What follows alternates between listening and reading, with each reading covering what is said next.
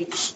Welcome. We'll call this meeting, special meeting order for USD 348. I invite everyone to stand and say the Pledge of Allegiance. Pledge allegiance to the flag of the United States of America and to the republic for which it stands, one nation, under God, indivisible, with liberty and justice for all. May I have a motion for the approval of the agenda as presented? So moved. Second. Bill has moved and Susan has seconded.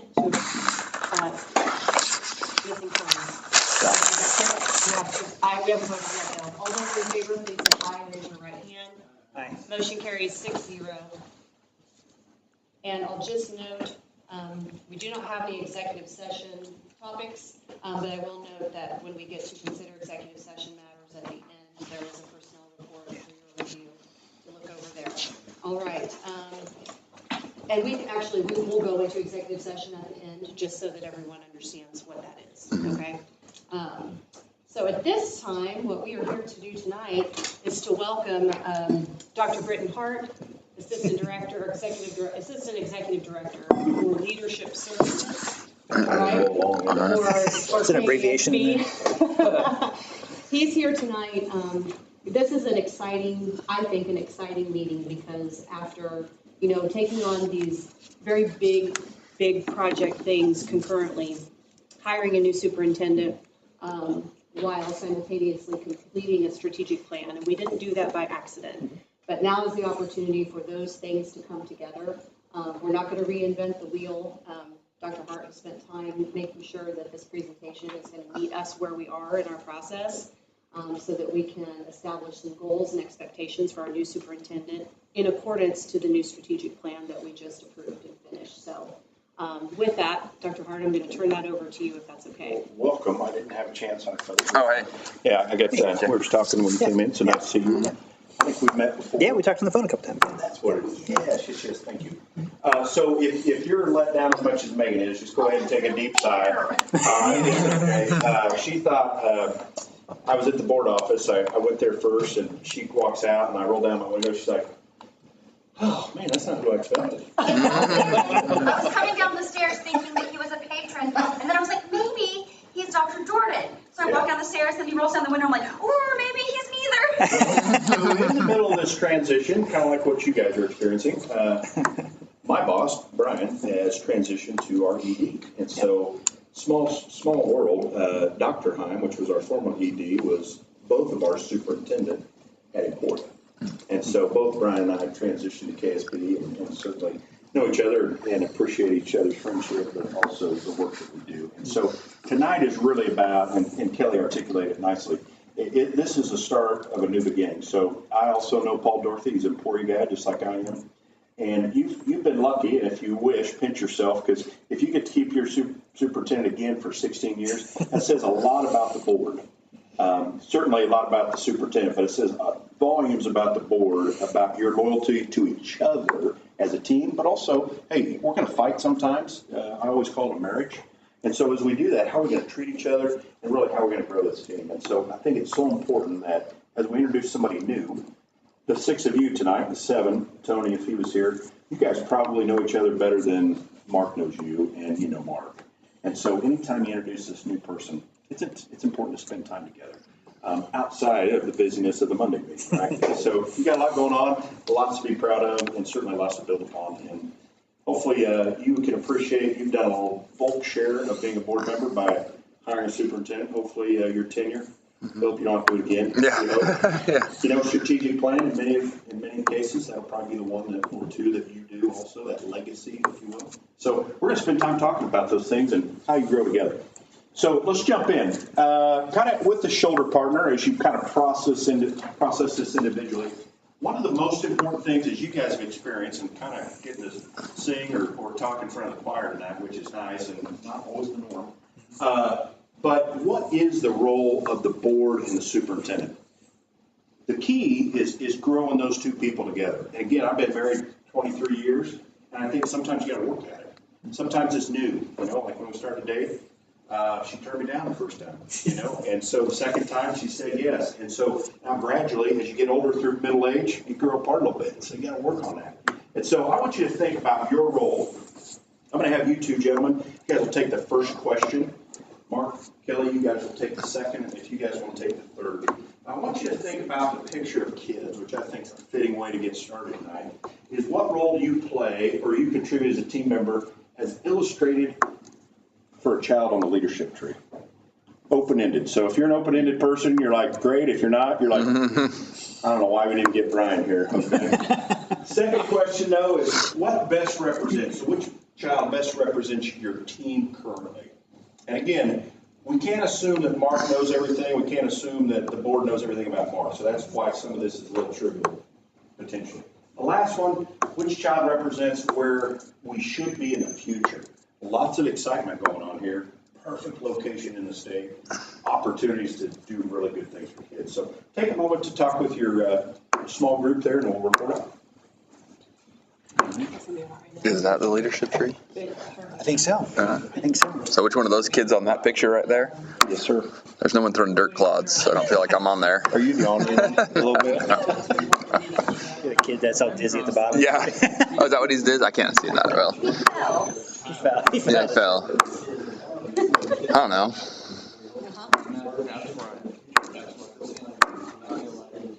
I don't know. It's funny because I'm like thinking of this as you as a collective you. Right. What are we all doing here? Right. Versus what are each of us individually. Oh, that's a good point. I was thinking collectively.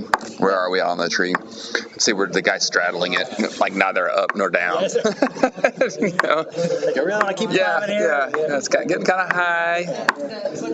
I don't know. I'm not very good at this kind of stuff. Yeah, that's all right. Exactly what my eye It's open-ended. Not all of it be this way. Okay, good. Okay, that's done. Take just another moment and close up your That's conversation. good. I'll let you hold the spoon when we answer.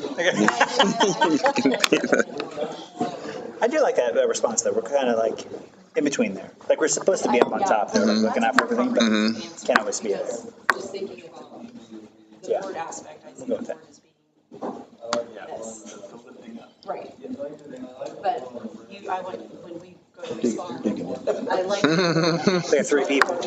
Well, that's true. It's more comprehensive. I think maybe I was like, oh, this maybe is like an educational picture. Like everybody knows this picture except for me. Like you've seen this picture before. I was like, this is the child leadership tree. You don't know which one you are? It's educational. Come on, our first group. Let's just talk a little bit about what role do you contribute to as a team member? What one of those kids? I wasn't. It was. Okay.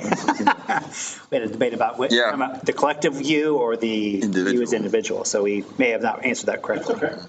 So when we were talking about the collective you, we were talking about we were probably that dude like halfway up that branch, kind of in between the top and the bottom. Kind of as a team, we're kind of in the muck of things, just getting started, but also have a decent perspective. The one that has his hand down? Yeah. What's that mean to you? Anything at all? But we didn't go there. Yeah. Fair enough. Confident enough that he only has to hold on with one hand. Oh, Good. that's good interpretation. Okay. Good. All right, so let's go to the second question. Which child best represents our team collectively? So we're going to answer this in two parts, and we were drawn to the same thing, but Mr. Dodge had a more expansive answer. From the board team, my eye went to the little boy who's at the bottom of the ladder helping up, because I think of a board in its best function is removing obstacles and or helping people elevate. But then he took it to another level, which was really cool. So. And I said I never played these games the right way. I always cheat a little bit. And so I took that whole picture where we have at the top is the superintendent, the one who's trying to lead the vision and mission that the board has. And then in the middle, the child climbing the ladder are the students and the teachers, so trying to help up the ladder, with the board being underneath, trying to support and guide and assist. Good. Let's start to kind of think what the relationships are, don't they, between the board and the superintendent, vice versa. So good. Thank you. Last group. Well, we, I think, very conclusively agreed that we'd like to be the top child, where we've gone somewhere and we're not content, and we're going to go up another branch. We're going to keep striving for more. Sometimes hard, isn't it? During the times of what you've experienced on the board the last couple of years. Oof. I'm sure there's been some times where you're like, I don't know if I signed up for this. And so I think that's, no matter where you're located there, I think knowing your role and embracing that and supporting one another, and I think you said it nicely. So this I think encapsulates what we're going to do tonight. You know, sometimes I would say that I'm kind of a corny guy, but it really does. You need to have those corny conversations sometimes, because when you meet every month, you guys meet once a month. I mean, really, you don't get time to do this. It's business, right? You get down, you call meeting to order, and you start to vote and discuss on what needs to happen. And so these times you should be committed to spend together. So outcomes, as a good teacher, want to kind of let you know where we're going. So we really want to grow the board team. And again, you can't stress enough, just like what Patrick Mahomes and Andy Reid are trying to do. You know, I always, as when I come into somebody else's district, I always try to be respectful, so I'll just leave it as Patrick Mahomes, the Chief, right now. But it's so important that every year that they start a new team, they have new players. And you can't assume the people that we brought Phillip in, we got him on a waiver from the Dolphins, he's a superstar. We can't assume that he knows our culture and he knows what we do and how we win here in Kansas City. And so we need to spend some time. And sometimes, unfortunately, we have a member like Tyreek Hill that doesn't get what it's like to be part of this team. And unfortunately, he wanted to be the quarterback. And unfortunately, we don't need another quarterback. We got a good one. And so the next outcome is you have done a great job of setting your strategic plan. But to be honest, when I look at it, and if I was in that role, there's a whole bunch here, folks. This is the next 5 to 6 years, even decade, if you will. And so our job tonight is to kind of put it into focus a little bit. Use the work you've already done, the heavy lifting, if you will, to community and yourself. But let's say, hey, this year one, if we're going to have a high level of success with the relationship here and the transition, where does the focus need to be? And nobody knows that better than the board. And then the last piece is we just essentially want to look at, and we're going to talk about the expectations of each other. And so not very often that the superintendent gets to say, hey, what are the expectations I have of the board? The board always has the opportunity to say what the expectations we have of that person, right? And so we want to talk about that, and it's all about creating this opportunity to start on the right foot. You know, Mark said before we started, we got 67 new superintendents in the state, and some have experience, some have none. Some boards have embraced that, some didn't get who they wanted. And so we want to try to make that function because we know it impacts the kids. And that's what I think my drive is. So we're going to talk around this, and again, we'll go fairly quick, and it's going to be an opportunity for you to talk, but it's all about building your relationship. And so we'll kind of go through these 5 areas and have some fun doing it. We're going to get up and around a little bit and kind of talk about what we value and really what our focus is going to be. And hopefully you'll enjoy that conversation. So, you know, I should have done a little bit more research. I reached out to the board president, reached out to the superintendent, make sure that what we're talking about tonight's in line. And I get here tonight, and your superintendent's not a Chiefs fan. Did you guys know that when you hired him? Grew up in Colorado. Oh, gosh. Man, I tell you Changes what. everything. We accept it. Yeah, I don't know if I'm going to be able to finish. I may have to reschedule. So, but joking aside, though, hey, I want you to think about, real quick, kind of popcorn out to us. Have you ever been part of an outstanding team? Doesn't have to be a sports team. I usually use sports as an analogy, but have you ever been part of a wonderful team? How did it feel, Chris? You're shaking your head. What did it feel like? It's incredible. Yeah, you get like 1,000 times more done than you thought you were going to. Yeah, it's kind of this internal feeling that you always want to get back to that, right? Okay. Anybody else? Yeah, we make each other better. Ooh, yeah.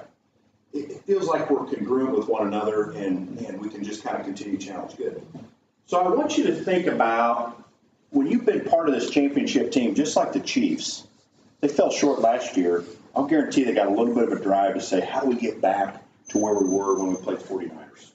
Now, hopefully they do get back there. There's potential in the AFC they don't. But hopefully, I guarantee that's part of their drive. They want to get there. Boards are no different. So whether you've been on one of those caliber teams or not, I want you to quickly think about what are those high-functioning characteristics. So you got some Post-it notes in front of you. Just jot down a few, or if you just want to talk to your neighbor, but kind of identify 2 or 3 characteristics you think are critical for a high-functioning team.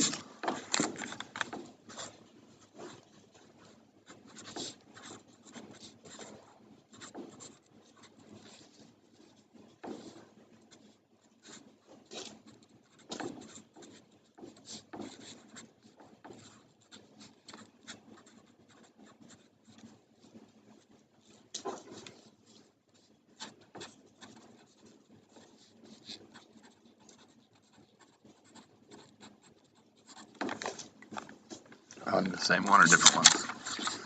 So now combine, and I'm going to divide this up. So Kelly, if you 4, combine your Post-it notes in no more than 5.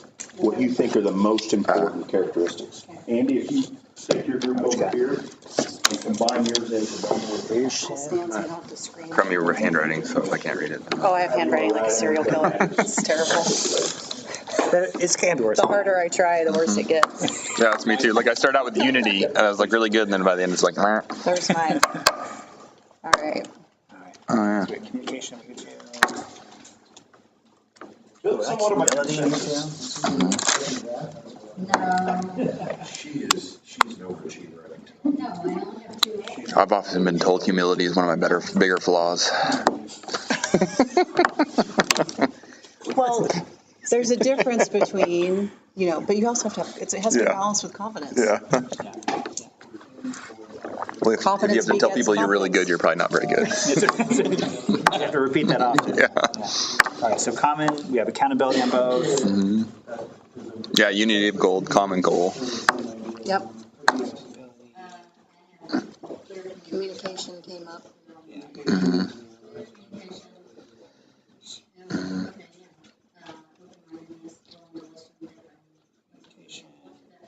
I'm going to fight for passion Part being or part of something purpose. bigger than yourself, Okay, right? that, There you go. Passion, that's purpose. That passion, one. purpose. That's kind of what that means. Purpose with a passion. Yes.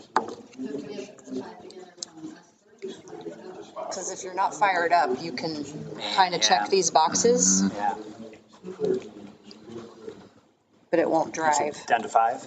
Yep, if you can. Yep. I thought of division of tasks like a football team. Like you said, quarterback, you got running back, you got linemen, you got defense and offense. Roles, responsibilities. Good. Clear. Word those together. Take about one more minute. We'll pour it out here. Will you Speak for our group. I shall. If not, we'll vote on who's going to do it. That was cool. It wasn't like there were no real outliers. Yeah, that's awesome. Yeah, we'll put this all together. Yeah, right. Tony, whenever you see me, talks about you're just vintagey. Okay, so we're going to teeter-totter back and forth. So give me your first one here. Accountability. Accountability. So what's accountability mean to you Oh, they're as a on that board? one. Sorry. Oh, I'm sorry. Yeah. That's good. I'll check it off. We combined them. Yeah, that's no problem. What does accountability mean to you as a board? What's that look like? Owning it when things don't go right. Just living the life. This happened. Here's what we're going to do to fix it. Give credit to others when it goes well. Good. Okay. How about this group over here? Give me just one. No order necessary. Good, clear communication. Ooh, good communicator. Yeah. What does clear communication look like back and forth there? Can you kind of quantify that? I think it means being willing to throw out bold ideas and not worried about judgment. Mhm.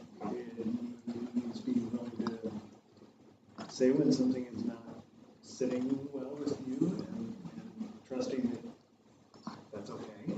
Good. Good. I love it. How about next one here that you got? Wait, communication as well, but I'll go back to common goals. Common goals, yeah. Important. You guys have spent, I don't know, I would imagine 3 or 4 months community talking about what those common goals are going to be and really starting to set that vision for the future, which to me is exciting. Everybody likes to know where they're going and how to get there. Good. What's your next one?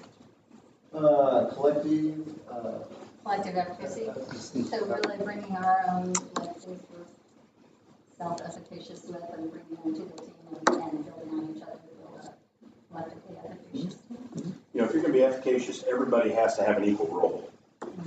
So Susan has as much power as Philip, as much power as Kelly, and everybody's contributing. I love that. That's a pretty high, that's a high level, I have to say, you kind of get a gold star for that. Yeah, that's pretty good. I like it. That's exciting. How about your next one here, folks? Passion and purpose. Yeah. Kind of explains itself, doesn't it? Yeah. Okay, good. How about you guys? Got one more? Similar but diverse perspectives. Yeah. All of you bring a different perspective to this table, which is valuable, right? If everybody was yes people or yeah, whatever you say, are we really going to challenge ourselves to those goals? Probably not. Good. Yeah.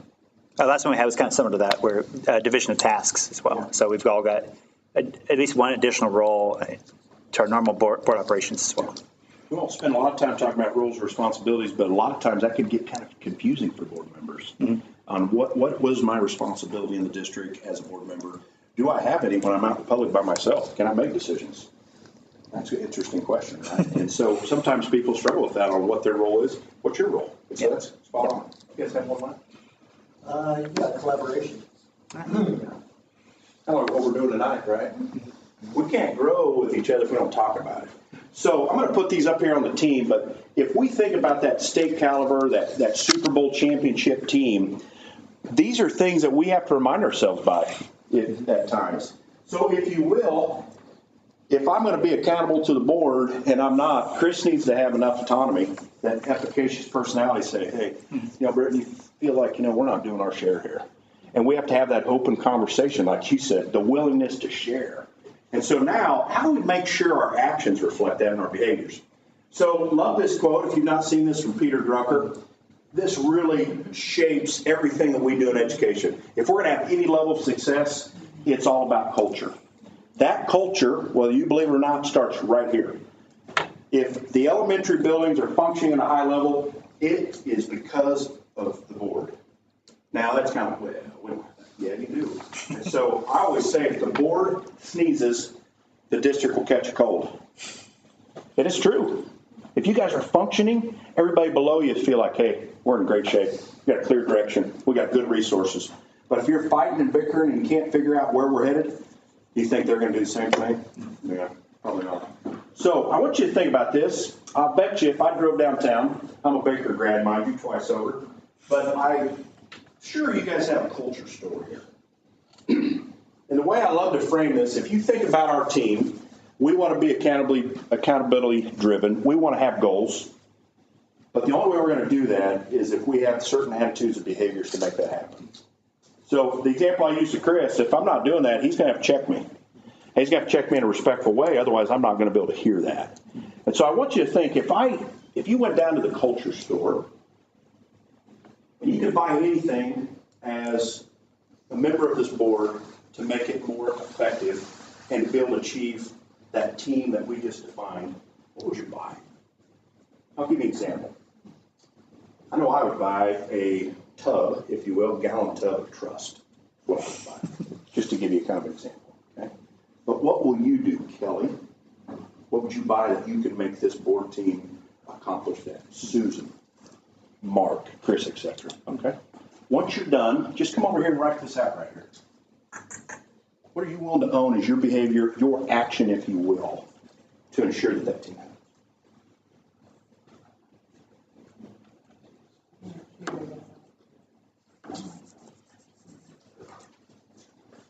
Mark, I'll type all this stuff out and send to you and Kelly.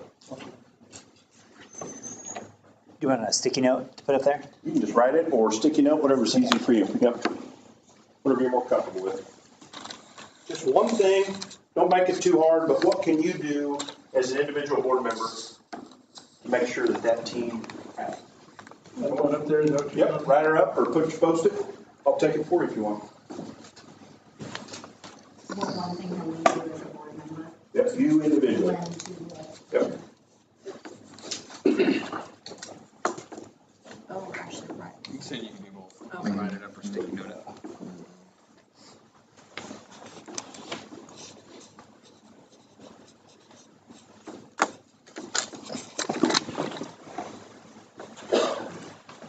I mean, you have the coolest shirts.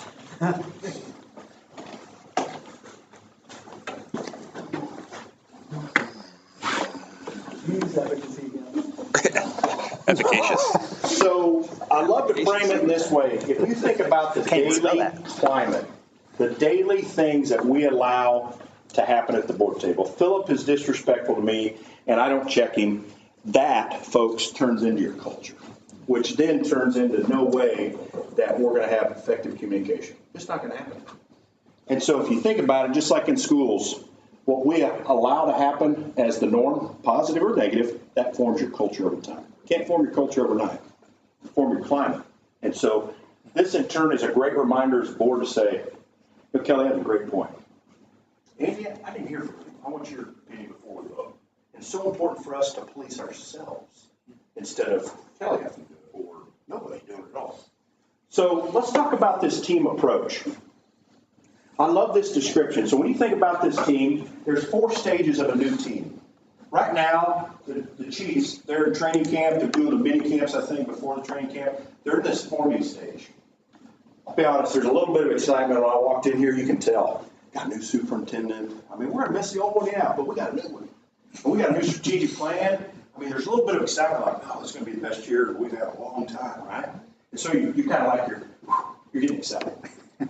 But the next piece is now we need to start to figure out, Philip said it a couple times, in this storming stage, when we have new leadership, we have new people. Many times in July when we do this, we select a new board president, new VP. We have a new superintendent, so lots of changes. Now we've got to figure out what our roles and responsibilities are. What's your duties? What else are you going to do? Am I stepping over bounds or am I not doing enough? And so what is that balance? I love having, if we won't do it, but somebody stands up and we put our hands out to one another. You push me or I push you. If you push me too much, you're going to push me over, right? If I don't push enough, you're going to fall over. And so there's that delicate balance of what that role looks like for you as a board member. Can you have honest conversations when Andy steps over the line? I don't know. That'll be something we have to decide. And that's how, as a board, we have to figure that out. Andy's the one that always comes to the board meeting, has all the information. Phil's talking, where did you get that? I didn't know that. Did he read it in the packet? No. He went to the building, didn't he? And so how do we deal with that? Sorry, I'm picking on Andy right now. But Andy is actually, if you've done any board training, we have some Andy videos. It's the why. So you're suggesting It's not based upon Andy. So as we think about that, we need to know how we're going to react and really what kind of culture we're going to develop. You've been lucky with consistency. And if you're assuming it's going to be just the exact same way, I'm sorry to tell you it's not. Okay? It's going to be different. It may be just as successful, but it's going to be different. And so understand that would be good. Now, so what we're doing tonight is starting kind of the norming, at least the understanding of it, but we need to figure out how we're going to treat each other and how we're going to do business. Because it is. We have new leadership. We have new direction. And so we need to figure out, to be honest, I'll guarantee Mr. Dodge on Monday, I'll guarantee there was a little bit, you got some butterflies, I'm sure, and you're like, man, my first board meeting. And it is. It's a little bit scary. It's exciting. It's a new adventure, but yet, whoo, how am I going to handle it the first time the board members get a nasty gram and then they send it to me and they think it's something I didn't do, right? Or maybe something we could have prevented, or hey, maybe it's a great thing too. And so we need to figure out how we treat each other. To be honest, all of you do it a little bit different. Some of you are going to do it great. Some of you every once in a while are going to dangle that foot over. You're not going to grow the person, or maybe you will grow the person. And so that's that norming stage you think about. But we can't get to those goals that you've spent all this time and money on unless we're in this performing stage. So if we are not functioning, which I think you guys are fairly lucky right now, because you're already functioning, I think, at a pretty high level, which, again, corny as it is, pinch yourself, because not all boards do. Right. A lot of boards over this last 2 years has two distinct factions, very much of a divide right down the middle. And in turn, they never get to this point. And if you think they never get to the point, you're never going to achieve your goals. And if you don't achieve those goals, I think a whole bunch of them have to do with kids. And so now you're just going to cheat the kids. And that's not your intent. But if we can't put our biases, we can't put our egos, we can't put our agendas aside to get a collective one, it's tough, right? And so if you're already there, great. I want you to think about it this way. I want you to select, when you think about right now, not where you want to be, not where you were last year, but where you're at right now, in your opinion, there's no right or wrong. What stage do you feel like you're in? Feel like you're in one? And I'll put that back up so you can see it. So you feel like you're in that forming? Feel like you're in that storming time? Storming kind of has a little bit of a negative connotation, but really it's not. Okay, it's kind of like if it's going to hail and tornado out there, what do? Kind of protect yourself a little bit. I'm going to put the cars up. I'm going to start locking the doors a little bit, And so you're starting to kind of protect yourself, but yet know who's going to do what. Taking video. Yeah, that's right. Which stage do you think you're in and why? So just, again, talk to your shoulder partner, and we'll do a quick report out. I think norming would be where I'd put it. That's number 3. Okay. Storming, forming, norming. Oh, forming. Yeah, I think that's good. That's a good spot. It'd be hard to say we're I performing know, after 1 week. I know. So dropping back and forth from where we've been by a lot. I do too, but I, Because I think by and large we communicate extremely well. We have open conversations. We might tighten up our roles as things shuffle around, like, president or who's doing what, site council or whatever. But yeah, overall, I think we're in pretty good shape. Actually, I think, Kelly stepping on the board, what was that, February, maybe, whenever that was. I think that's a good example of, Yeah. I feel like he fit right in. Yeah. Started Yeah. immediately contributing first meeting, so that's a good, and maybe he's just that kind of dude who just shows That up. kind of dude. I think mostly. Yeah. honest, I just feel Yeah. weird about saying before. I mean, I don't think I spoke the first 6 board meetings. I was Oh, like, I know I didn't. didn't know how to operate it. So, yeah. We're in real good shape. Yeah. Come to Jesus, it worked out. Sometimes nice just to have open and dialogue. Yeah. Yeah, it's like, you're going to have conflict in life, and if you don't step into it, it's just going to get worse. So, Kind of like you put a rock in the bottom of your boot. I mean, over time, like. where's the hole? Yeah. Yeah. Okay, I'm going to bring you back here. So, don't need everybody to report out, but somebody will kick us off here. What do you feel like currently your team is at? Why? We were, a little, Kelly's perspective is a little different. He's only been on the board months. Yeah, new. Okay. So his POV is a little different here. Susan and I felt we were like in the 3 range, but viewing Mark as part of the team, we have a valuable new member. Right?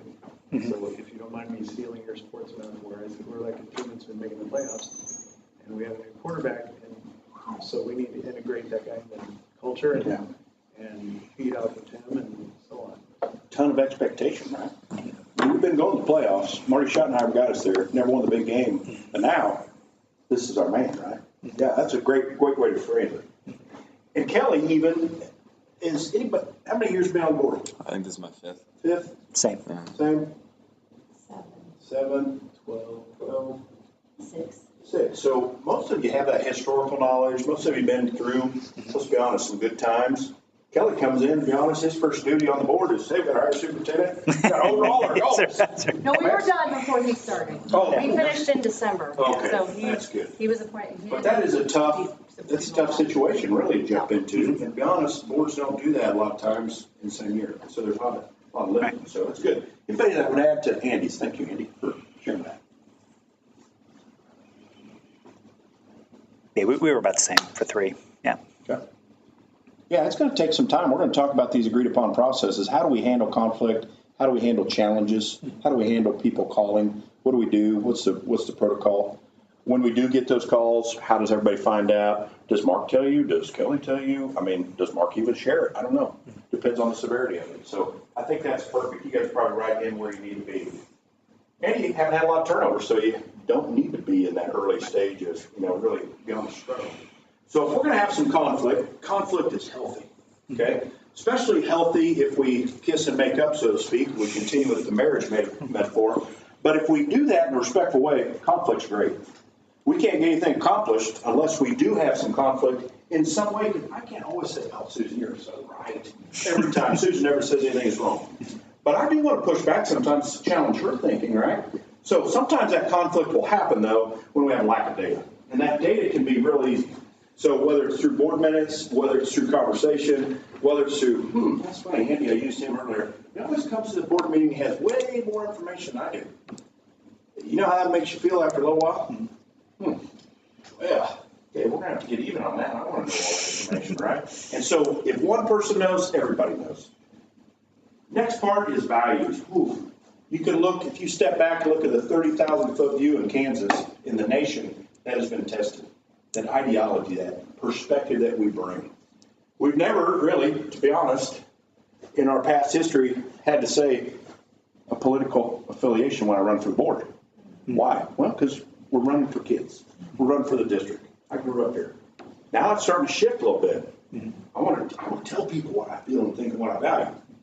Doesn't make it wrong, but what it does is it makes us have conflict. And when we do have that conflict, I need to be open-minded enough that Kelly comes to the board, he thinks this way. That doesn't make him a bad board member. That makes him an individual board member. And for me to be a good board member, I need to appreciate that and be able to hear. Somebody said that diverse opinions, same way.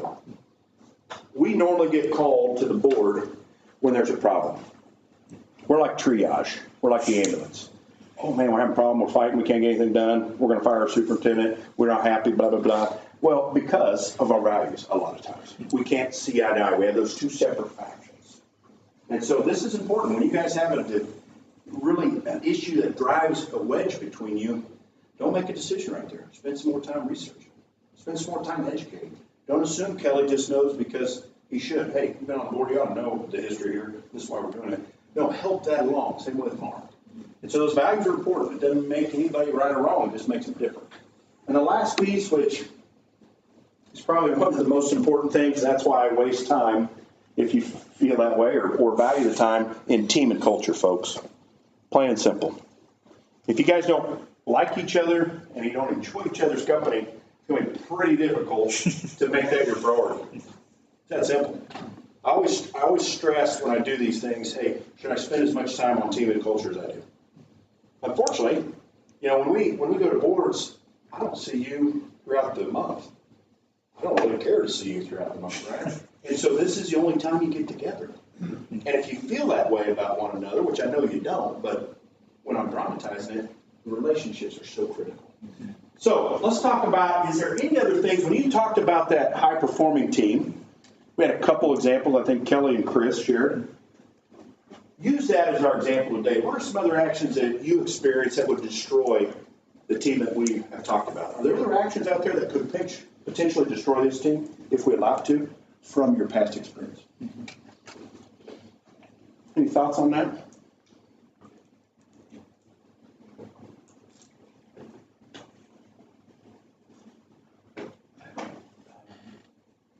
In opposition to the respect principle, and an individual feels their point of view needs to have more weight than the others. Mm-hmm. How does that make you feel? Disrespected. Yeah, like you're not valued. Your vote doesn't count, right? Okay, good. What else? I'd say selfishness. Wanting to be the first or be the star, not, yeah. So when you leave here, and you don't have to answer this, but when you leave here and it's a 5-2 vote, somebody comes up to you in the community and goes, hey, who voted no? The board passed the motion, folks. The board voted right. It doesn't matter who we know. If we get that wedge in every time we know Andy and Kelly didn't, what happens? Oh, you guys are two the outliers, aren't you? And gradually start to grow apart. And so if you have that mindset walking out of here, kind of like what Philip just said, hey, all for one, one for all. And that's going to be hard. It's going to be tested. Got to have to respect each other, no matter how hard that is. If something happens in my household, I have no luck telling my wife how to change her behavior. Zero. You guys don't have any luck changing each other's behavior. All you can do is change your own. And so if you want to model that, I'm not going to change the way Andy acts, but I can change the way I act.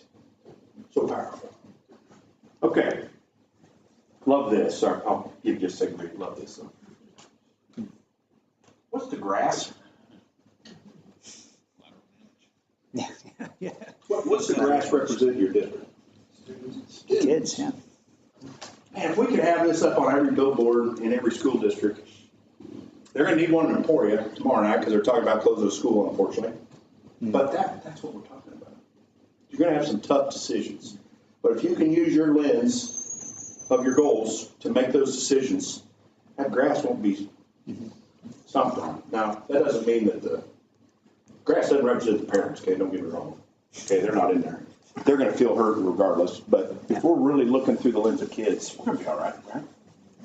So personality, I'm not going to spend any time on this just because of time, but I want you to appreciate, real quick, just kind of identify what box you would show up in the most.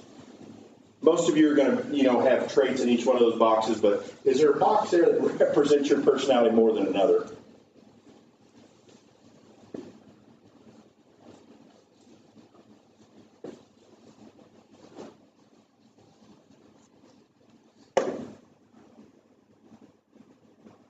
Kelly, where are you at? Which one? Expressive. Okay, expressive. Okay. Kelly, too? I saw more competitive than I did that, so I guess I'm the driver. So without having everybody share out for the purpose today, why is it important that I know that about each other? Why is that important? Know where the strengths are. Or strengths, maybe areas of weakness? Yeah. You know, I always think the analytical person, do we have any of those folks in here? Couple? What do you, okay. When you think of the analytical, do you want to vote on an agenda item, the first meeting, the second meeting, or why? I prefer second meeting because I want to have time to process. I want to allow time to process and ask questions. Yeah, you're a crock pot, okay? We have to be microwaves. We have a microwave right there. And so potentially, Kelly's like, hey, I'm ready to go. But you know what I will add to that is like, but I fight my own instinct because I don't believe that is always for leadership, that's the best way to do it. So my entire existence is a form of compensation. And I know that about myself, that I'm honest about it. So you can see right there where us knowing something about each other enough, spending enough time with each other that we know that, man, you know, Susan, we want to not spring something on her. We want her some time to kind of process that information, be thoughtful about it. And it's unfair for me as a board member to drive that down her throat to do. Because she can't effectively make that decision unless she has time to do it. That doesn't make her bad. That makes her a person that wants to spend quality time thinking about it. So it's important to think about that as we weave Tony back into here. Same deal. You know, how are we going to interact? He's going to miss out on all this conversation tonight, and hopefully him and Mark will have a chance to sit down and kind of discuss and debrief some of that. Okay, let's talk about communication. We continue to roll through this, getting closer to our goals. As a board, how do you define two-way communication? So take your shoulder partner real quick, and let's start to define what two-way communication looks like. The message has to be sent and received. Oh, yeah. So, The channels is in both ways. I mean, I don't know how often I would, I guess maybe a couple times a semester I would email or call Miss Dorothy about something. Oh, right. I mean, it didn't happen a lot, but and vice versa, but I'm just trying to think. yeah, because for a message to get sent, it has to be sent, but it also has to be received. Right, Right? Doesn't do any good to send it via a telegraph if the line's cut. Yeah, that's right. Mhm. Yeah. Didn't actually hear it that way. Yeah. That is a good point. I don't know how regularly I'm communicating things I'm hearing on the streets, so to speak, of Baldwin, up to the superintendent or leadership. Oh, so you're thinking like more of like from the board to the Yeah. I was thinking interboard members.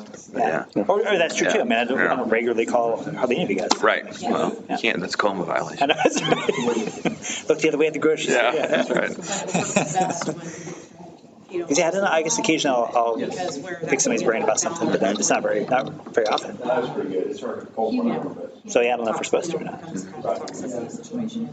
So, hey, come on back here. So, this kind of sets the stage for our agreed upon processes. How are we going to do business? How are we going to operate? How are we going to treat each other through that operation? So let's put a finite definition, feeling, strategies, operation around what communication looks like. So who wants to kick us off there? Does that mean two-way communication to you? I kind of argued with myself when we talked about it. When I first saw it, was that talking and listening need to be value, and then the more I thought about that, I think listening needs to have a bigger. Nice. We placed a little, The world would be a lot better place if that was our norm, right? Yeah.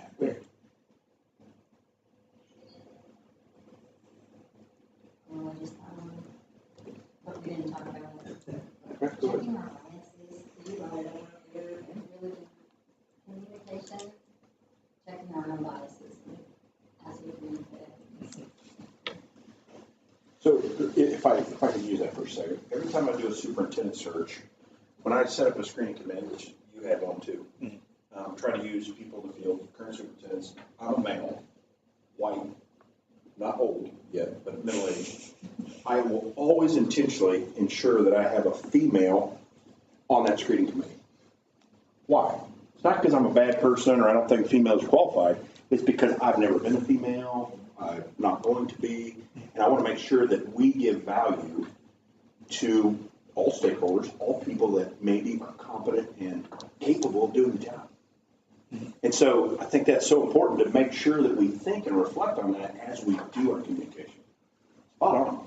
Tell you what, you guys are like this kind of AA plus board. I'm not used to the quality here. I'm kind of like Kate. I'm going to just turn the mic over to you if you guys finish that. You guys finish. It's fulfilling and a little bit energizing. But this is one of the most important things if we continue to talk about the marriage. When things start to deteriorate, and again, you haven't experienced that, luckily, but in many of our districts, when they start to deteriorate, it's because communication. And when that communication deteriorates, that respect goes down. The accountability goes. So what else with bias? What else with that listening that we need to help define this two-way communication between the board and the superintendent? What were you guys talking about? Kind of the same, where we said it's more about listening than it is about talking in most cases. So kind of captured what Andy was saying too. Hey, hold in, Philip. You talked about, we have a great superintendent that communicates all the time, gives us all this information. I did not say that. Well, but your example was that I can get all that information, but that doesn't mean I receive it. Yeah, you have to have a what did I use? I said telegraph wire that's not cut. It doesn't do any good for me to say stuff if nobody's listening, or for somebody to tell me something if I'm not listening. So you're going to be tested, and it's going to be this year. You're going to be tested where, I didn't know that. I was caught off guard at church. Whoa. Man, I wish I would have known that, please. Or, hey, Kelly knew it, but Chris didn't. And so this is one of the number one factors when you think about effective boards, that communication is just hard. Has anybody, you guys all are in professional worlds here doing something. Has anybody ever been blamed, just volunteer your hand, for over communicating? Kind of. Word count. Where? Fifth I paragraph. could be more concise. Okay, all right, this is an email from Kelly. Yeah, exactly. Yeah. So that's good. That's good. So the importance of this is so critical. A lot of times, the reason I put two ways is important. Because very easily I could just put communication, right? But two-way is so important because I believe that in times we think that the only job of communication goes through that person. There's a lot of responsibility through that person. There's a lot of responsibility for each one of you. And so if Chris knows something, how does he let the rest of the board know? What's the mechanism? That's why we're talking a bit about that as well, that I don't always know that I'm doing a perfect job of that by any means. If I'm hearing something on the street, for instance, there's a board member down in Wellsville who's got a good quote where she says, I don't want to hear about a problem about the school on the street or in church. I want to hear about it from my administrative team before it comes to me at the grocery store, whatever it is. And I think that's a good way to think about how communication is supposed to channel down. But I don't always think about like making sure that if I hear something on the street, I need to make sure it's communicated up to the powers that need to know that as well. I told you I'd buy a bucket of trust to put in my culture bucket, culture basket. How long is it going to take?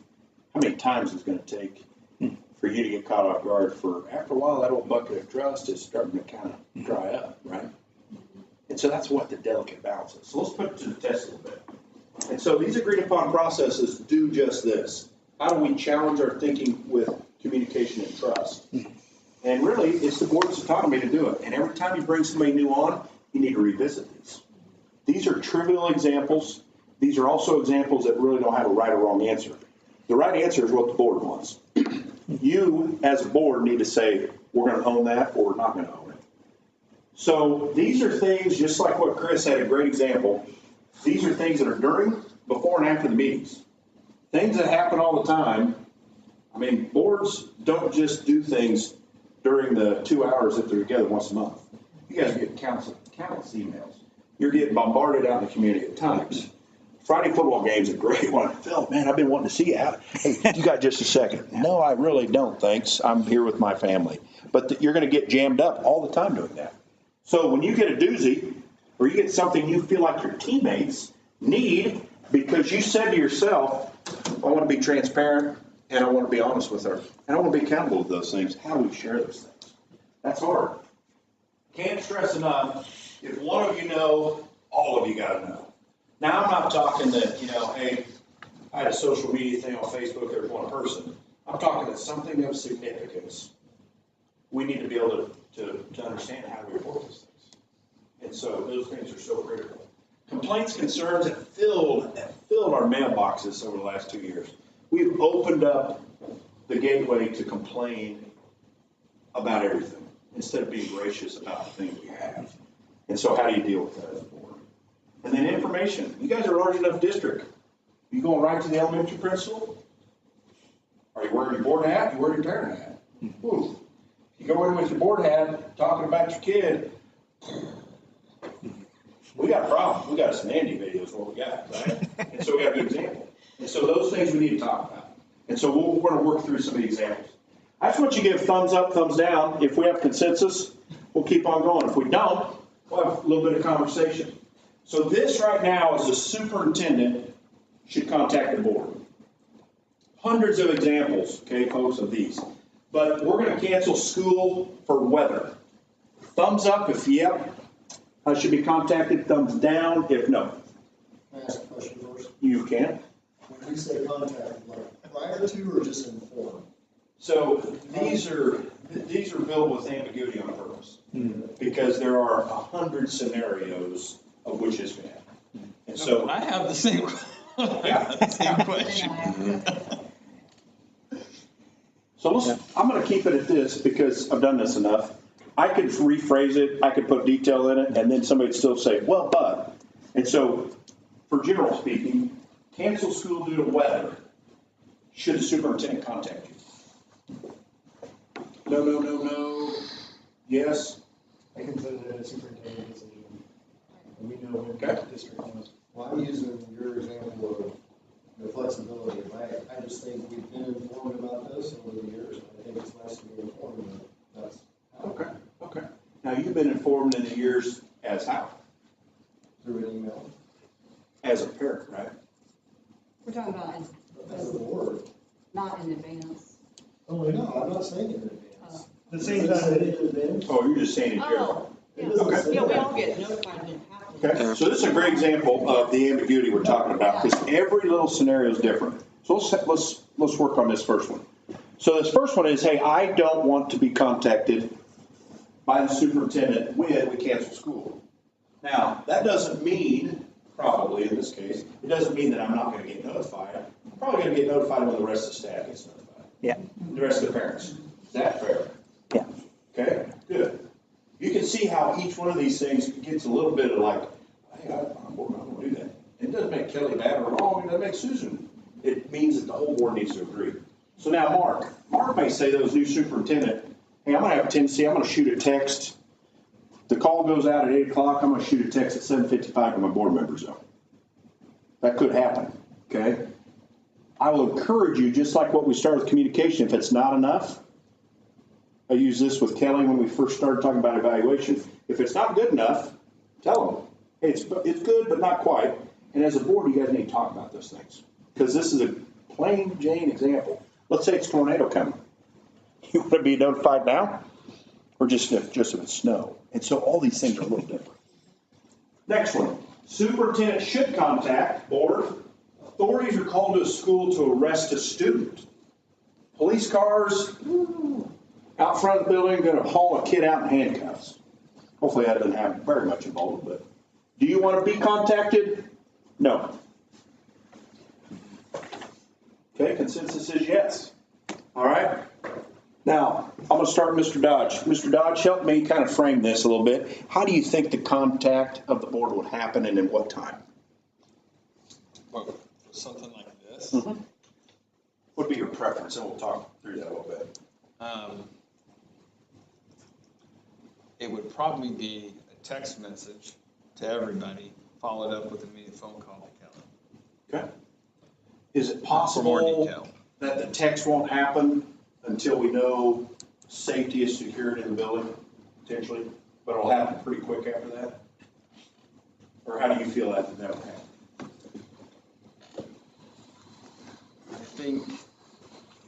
I think an initial one would be it's coming, and then a follow-up text to notify that things are safe.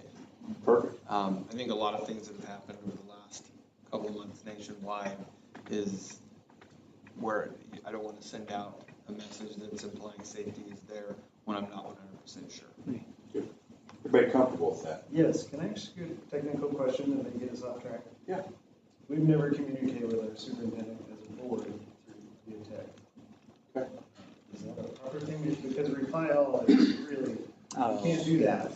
So, And so we've relied on email where it's much harder to do reply all. so what I would encourage you, if that's your mode of communication, is to set up a remote 101 or call 101, so it's a one-way channel. So that all of you are in this group text, but you can't respond to it. Yeah. Now, he may put in there, hey, if you have a concern, call me personally.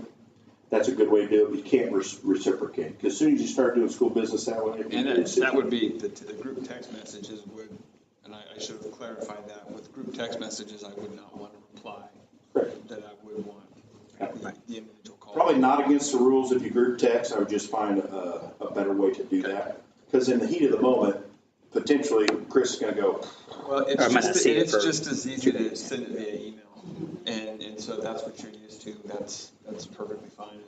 It is, I just wasn't sure how much of that was Paul and how much is what's, Yeah. Well, and like I've mentioned in some of my communications, I will intentionally blank copy the board so that there is no inadvertent reply. Yeah. That's a nice extra layer. So good proactive communication I'm hearing. Hey, we have a situation. I'll update you when I know. Potentially, if there's any names, you're going to have to hold that. Can't use names. You can't use people. Can't use anything personnel or student related as far as specifics. That would be an executive session. But hey, I'll update you as soon as I know. Please hold the kid off. We can deal with the situation. I'm assuming that the principal initiated a phone call to you. You initiated. Perfect. Anybody have anything don't like or need change? Good. All right. Superintendent contact board. Teacher files a formal grievance citing violation of negotiated agreement.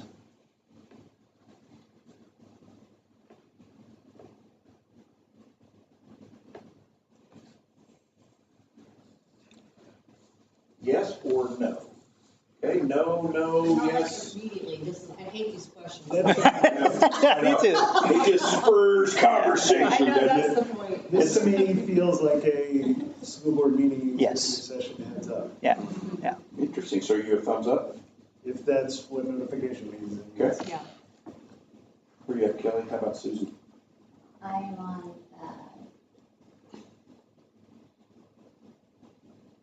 I'm on in the executive session, this will be discussed.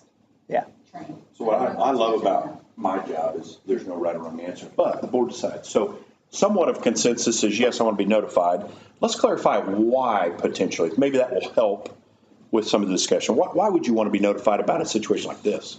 Well, I know as a negotiations team, we want a heads up if there's practice in there that is cannot or is not being followed. Whose responsibility is it for the master agreement?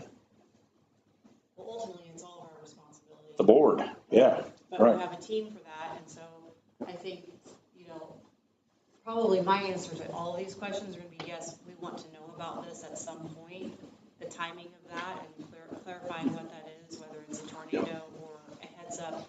We're going to have an executive session. I mean, I think that's been our established expectation of our superintendent. We expect you to communicate with us what's going on, but as one of 7, I don't want those systems of communication to overwhelm the CEO from not actually being able to do the job. So that's the balancing act of we need to know, but you also need to have time to handle it. You two gentlemen said no. Give me some insight there. What are you thinking? I'm thinking of contacting us like at 12:55. Somebody send it, and at 12:56, I'm getting an email that says we got this. Okay, great. I think I'd like to know eventually, because I think that could, especially in a small town, that kind of stuff gets out, and I know I'm going to get hit with it, and I don't want to look like a deer in the headlights. Like, what are you talking about? Who did what now? So I think I'd like to know eventually, but like the next meeting or whatever is fine. What is coming? We're going to get a little closer to this agenda, but what is your thoughts as far as regular communication with the board? What have you? I've been utilizing Friday notes. That's on Fridays. Provide some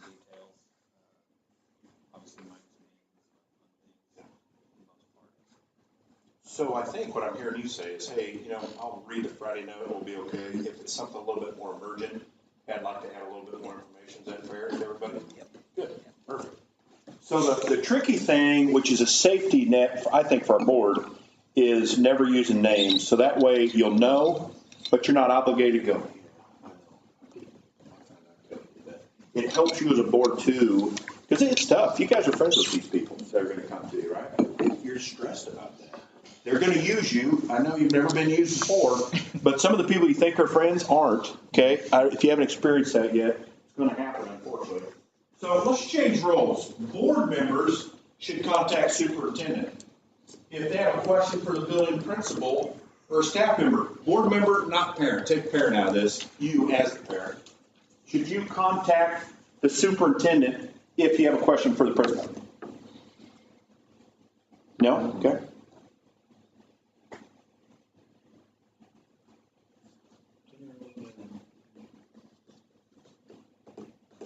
So how I read this is that you as a board member have a question for the building principal, so you call the building principal. You as a board member, should you contact the superintendent to let him know that you contacted the principal or not? I usually have. Okay, you say no, you don't want to. No, that's not what I'm saying. Okay. I was saying, I don't have, if I have a question with the principal, I think it's fair to ask, but my practice has been to copy the superintendent, so there's just very clear, if I have to send an email or a question, because my rule is I'm not going to know anything that you don't know. Yeah, okay. That's just been my practice. I think it's a courtesy to let everyone know who needs to know. So copying would be an appropriate avenue for that. Can I say, I hope it's the appropriate time to share this. I have served on a board, on the school board here in this town, that had a member who felt like they were superintendent number 2. And that is not in this tenure, there's no way, and I'm very grateful that's not the case. But it definitely shaped my view of keeping the superintendent informed if I go start talking to the district. So let me ask then, or anything different than what you guys said? What would be the times that you would go to an administrator and ask questions that you wouldn't use your superintendent? Yeah, I can't think of many. Yeah, I mean, I think if it was something that didn't need to be elevated, maybe, I don't know. It's not something, I mean, I've certainly contacted administrators as a parent, but not as a board member to say like, what are you doing with this, I can give a concrete example. I had an email from somebody saying, this is happening in the building. And I'm mad about it.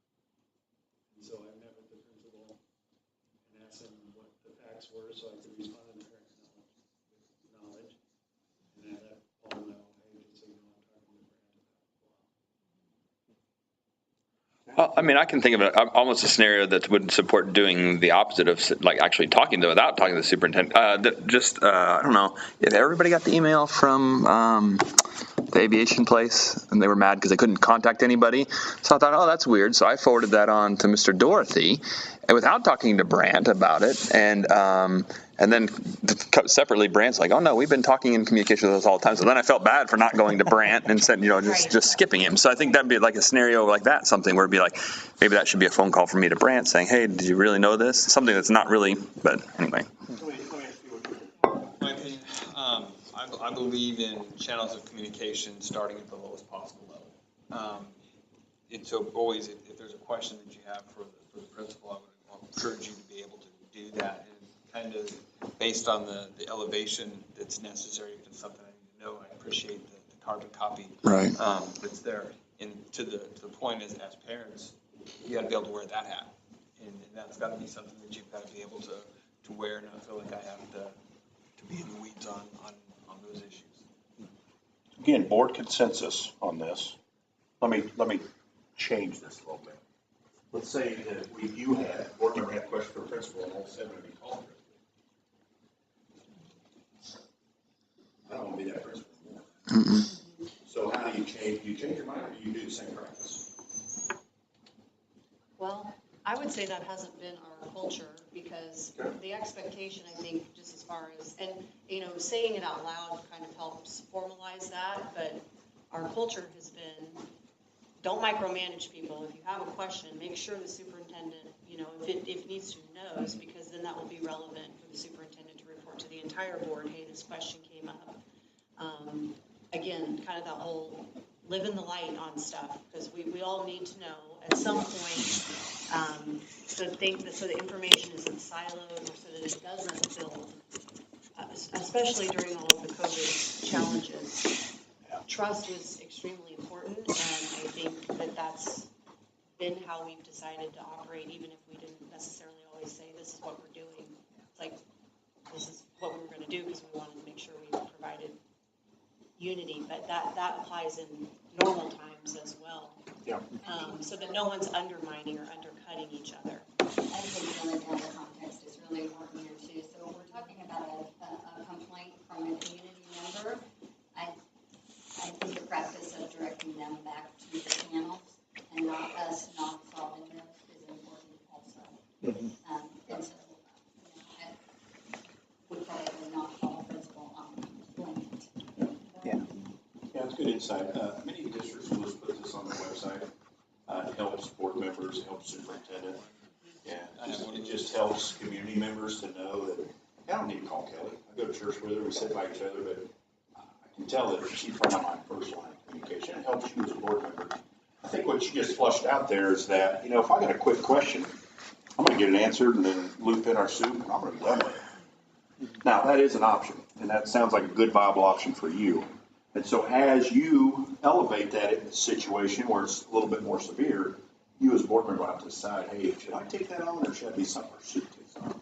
And then gets out to you. And to this, as part of our strategic plan, this was one of the items that we've talked about, and we've got a draft already that I'm wanting to run through the operations team to make sure that we're in a good spot that we can have that for use. So let's talk about monthly agenda.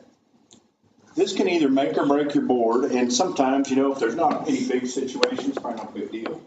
As things start to become a little bit more adverse, when you think about passing a bond, when you think about facilities, there's going to be a lot of tough situations there. And there are potentially going to be some things that are personal to you. So, there again, Philip talked to me before the meeting. He wants to put up a dome over that football field, and it's important to him. And so to do that, he's going to make a motion to get that on.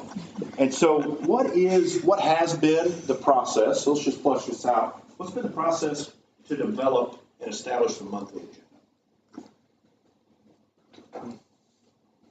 Okay, I probably should speak to that. Yeah. So we have a process among our administrative team that they, an ongoing monthly thing where by a certain date you have to submit items coming up through departments. And if there's something, if a board member has made a request, I funnel that through the superintendent and the board clerk so that we actually did this just after, relevant example, we had our monthly meeting Monday night. We had a couple of things that we didn't take action on that need to make sure they appear under old business next time, so I immediately send them an email with both of them. Hey, these are our carryover items that'll need to be on old business. We had a snow day request to talk about that from a board member, because if all requests are not honored for the agenda, then that almost makes it like the president's vote counts more than other people by virtue of the agenda formation, which would be unfair. So our process is bring it up at a meeting if there's something you want to talk about under miscellaneous for next time, or send an email if you'd like for that. Make sure the superintendent knows so that when does August even work for you? Would October be, so we can talk about that. It's either held in a wait and see, like a running draft column that Vega takes care of, but working with the board clerk and superintendent on that is kind of from my end, and then all the things that funnel up through organically through the administrative team, that's the other piece. So, having been through it once, is there anything you want to add to that? No, I think that's good, and part of we've talked about establishing a timeline that's published to those departments. There's a checks and balance to make sure that I've got everything that's needed, so that board members put something on there that time of the meeting is useful and resourceful. And if the principal or department leader wants to put something up on the discussion for the agenda, I can be able to be there and support, play a support role in that as well. So this is a time for the rest of the board to say, hey, I like that practice. That should be how we continue that. Anybody that maybe has something that they would want to add that maybe just a little bit different flavor there?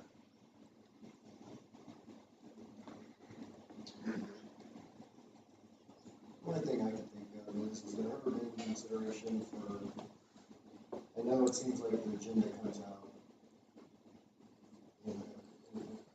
You see a rough draft? Mhm. Okay, we just see the final draft, right? Mhm. I didn't know if there'd be value in seeing the rough draft and have opportunities to add comment or not, I don't know. Always thought of that, it's always pretty final every time you see it. Well, yeah, no, it is final because it's published then, but if the entire board wanted to see a draft, I personally don't have a problem. I think it's just the practice, that's what the practice has always been. I think it'd be hard to have, otherwise you wind up having a meeting about having the meeting, because then you'll have, you'd have to have communication between it, and now all of a sudden now you've got coma things, so now do we need to meet and have a special meeting to talk about what's going to be on the meeting? I mean, I appreciate your point, Kelly, because sometimes you do feel like, blindsided, like, I didn't realize that was going to be on the agenda till today. But I think that I appreciate the fact that we do have the ability to say, like, look, I want this to get put on the agenda, anything that we want to see. And sometimes it's exciting to see what's going to be on the agenda, so. I wasn't Right. Just know it ahead of time. It wouldn't be like, hey, it's just a visual, but sometimes when you see something, it might make you think. Something that. Well, how could we change that so that could be more of a viewable? I mean, in board docs, if there was,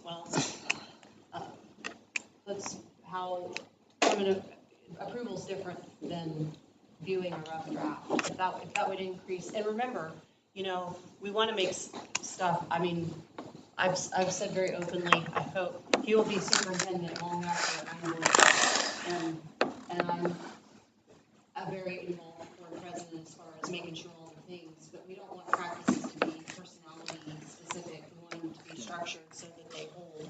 So if you guys I think, don't have a strong feeling about it, so I was just asking a question. well, no, there's a different way to do it. This is the time where we're like, let's do it. So something to think about if you're open to feedback is some districts, and it may be because you have a new superintendent, but take the president, who's VP.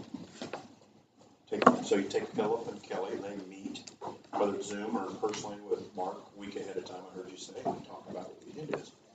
Sometimes then what we do is we add a third member to that, and we rotate that person. So Susan, you're in August, Kelly, you're September, Andy, October, et cetera. And so there's always a rotating third member.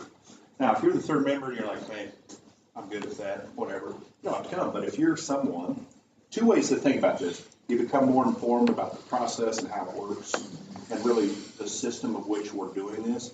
But it also grows potentially that next vice president, that next president, by developing that structure. Yep.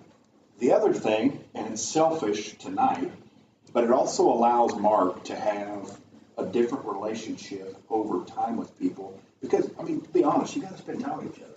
And so whether he's doing that once a month and taking you out to lunch, Susan, hey, let's just go eat lunch and get to know each other, that's an option too. Or he's doing that through the agenda, focused on the core work of the board. And so that's an example lots of boards use that's highly successful, and it builds capacity.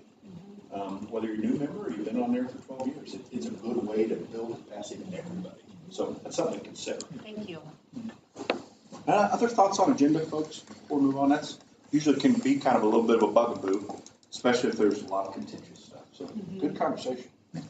Okay, so we've talked about this. It's just the respect. It's interesting sitting and talking with you. When I pose a question, there's a small, subtle silence, and typically Andy answers first. Maybe because he's been on the board, maybe not. And then everybody else starts to kind of chime in. It's kind of an interesting dynamic. And so this really kind of is a way to kind of pull all those together. Is nobody wants to be in that position. And you guys seem like you do a great job taking care of each other. I really appreciate these opinions, which is fun. So let's talk about this watchtower a little bit. When you think about your role as a board member, what do you feel like you would be in that watchtower? And what's it represent to you and why?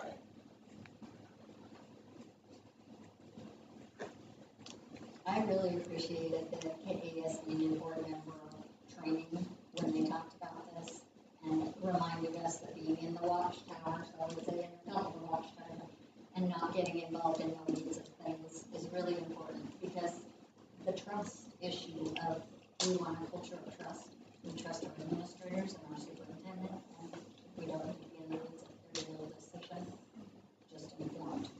So, Susan, let me thank you for that. That's great.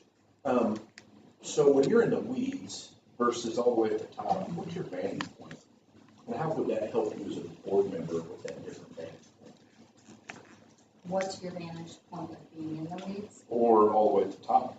How would that change your vantage point to make decisions as a board member, depending on if you're at the bottom or at the very top, as you articulated? Okay, well, I'm thinking that we are in the weeds, so my background is education, and I am extremely passionate about other things, and there's an assessment system we have, so I could get really into that and start to control how it's done and what's done with it,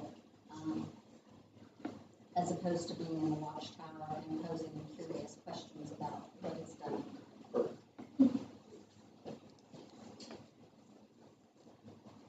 Other thoughts? One other at least. Well, first of all, you always, the view from 30,000 feet always looks differently than when you're at the ground level. I think generally less emotion, so sometimes thoughts, decisions, and actions are emotionally driven. So that's just a simple layout.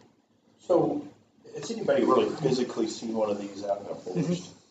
Anybody been around that? You have? On TV, there's a TV show that's about that. I saw And it. so they actually have someone up there, they man that, or a woman that, up there, there's a person up there. And the purpose is to be able to see the smoke, right? So if I can see the smoke, what happens? I'm gonna call down and say, hey, Mark, get in the truck and go head over there and see if there's something there. But if you're down low, and some of our boards struggle with this, I'll just say, facetiously, say, hey, go ahead and just get up underneath the table. Okay, Philip does, and I don't make him do that. Okay? I don't have to. Don't report me. And I'll say, Andy, you stand on top of the table. Where, as a board member, do you want to be able to see if there's a fire or not? And so, exactly right, what you folks said. And sometimes when you get down low, Friday night football, oh man, there's a lot of emotion, right? And so, spot on. And this is helpful because really, Mr. Dodge, his staff, teachers, we hope they're really in the fire truck, working, doing the daily work. That's what we hopefully take them to do. So anything you would add as far as where are you at in this situation? I would hope that I'm the guy on the fire truck, being able to help guide, or maybe even driving the truck, getting us there. Yeah. I feel like you'd be the guy on the other end of the emergency line that I call when there's smoke. Got the call. Yeah, good. You guys, again, it's been fun. So your job's not to run district, it's just to make sure it's run well. And you have set that stage already. There's no better feeling than a brand new superintendent to have clear goals and a clear idea of your expectation and vision. So spot on. If I can add one thing. Absolutely. I think this graphic is why COVID was difficult as a board member, because we couldn't stay in the tower. We had to get semantic about what the protocol said and get it down there and editing these for A's, and so getting back up into that tower and being cognizant that we were down in those weeds was important reflection. But I'm happy to be back up in that tower again. I'm so glad you said that. That's where the drain upon me. There's all those little tiny decisions that we Yes. weren't supposed to be making, but we had to. We were operating in ways, with well-intended because nobody, and I'm so glad you said that because it's get back up here. Yeah. Where we are supposed to It's where we're be. supposed to. It's where we belong. That's Yeah. where it was, that's how it's designed, Yeah. and you said that really well. Nobody knew, the superintendent didn't, the teachers, the governor, in some sense, Right. board members, they had no idea what the next day was going to look like. Right. And so the countless hours you put in, Right. and the countless heartache that you put on the table, yeah, that's well said, well reflected. I will say, not to pat this board on the back too much, but we also, during those difficult, that difficult year or 2 years, we've lowered ourselves a bit to catch heat that might otherwise land on administrators, teachers. Nice. That's a good reflection. So sometimes you took the brunt of the fire hose. We try. Sometimes. It says a lot about you guys, and it says a lot about the longevity. Yeah. There's not many, I can't think of one that has longer longevity than what Paul did currently. And so again, if we can live that out, you guys are doing a good service for your kids that other people can't, folks. That makes you feel good. I don't know about you, that makes me want to send my kids here. So that's cool. All right, so let's talk about goals. So our last about 30, 45 minutes. A couple things I want you to do. I want you to think, you guys spend all this valuable time. And hopefully a lot of the time you spend is, what do we want our students to be able to do when they leave our system? That's, to me, the core work of the board.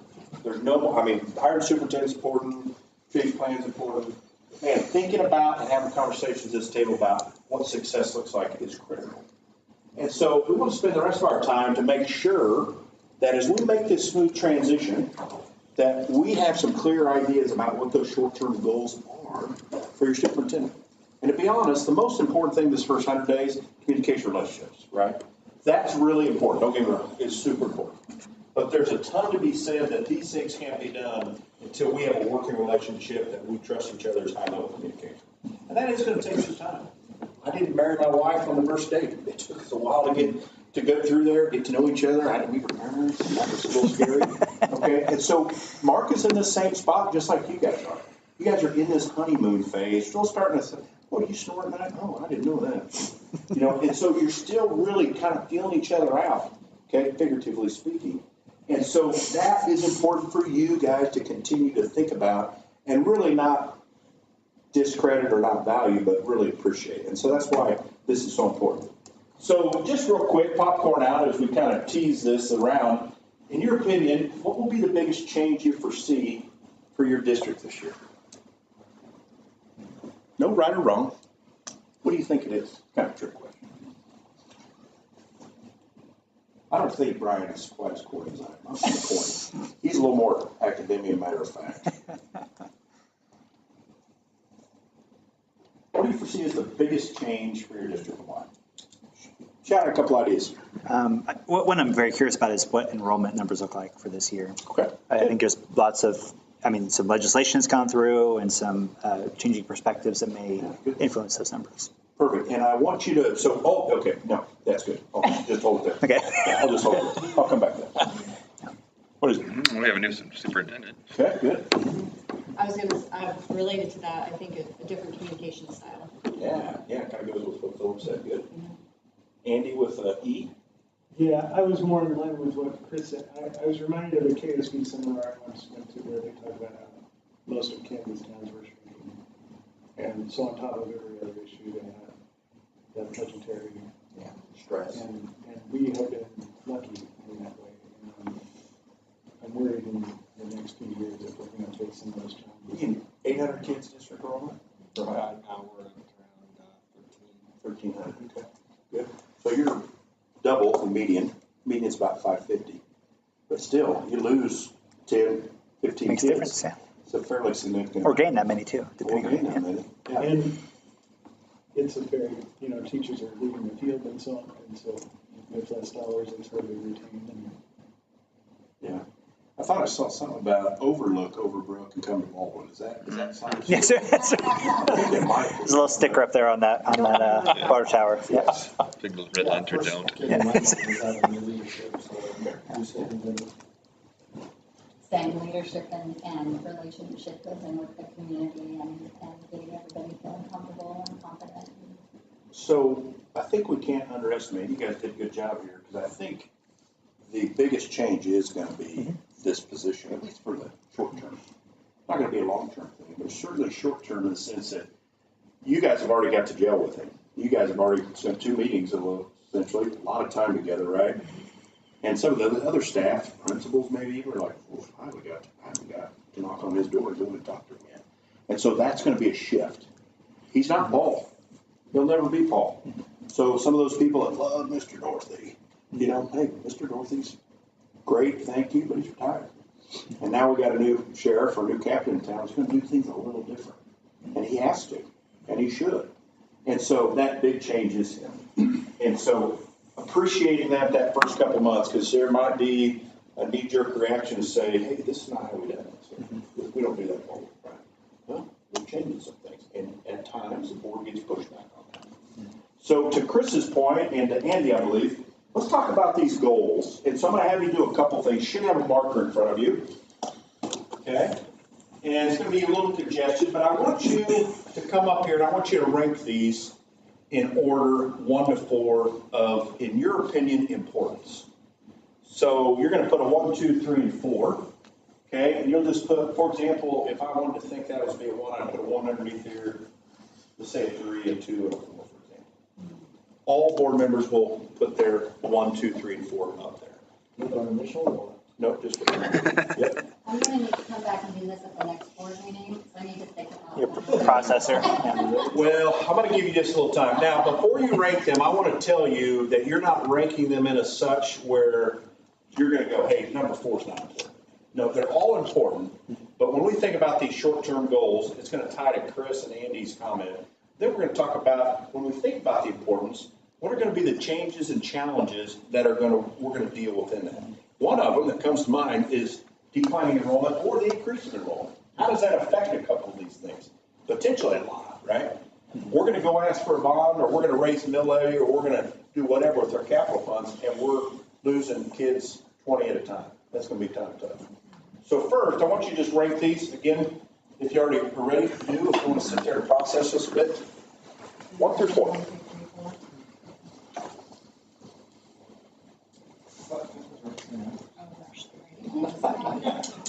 I'm taking my notes so I don't. It was easy for me.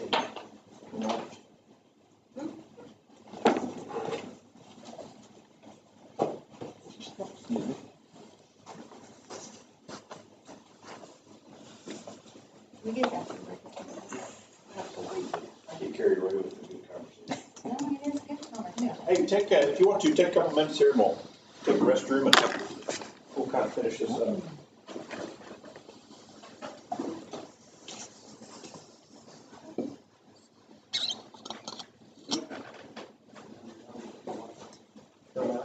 Yeah, I like to. We'll do that later.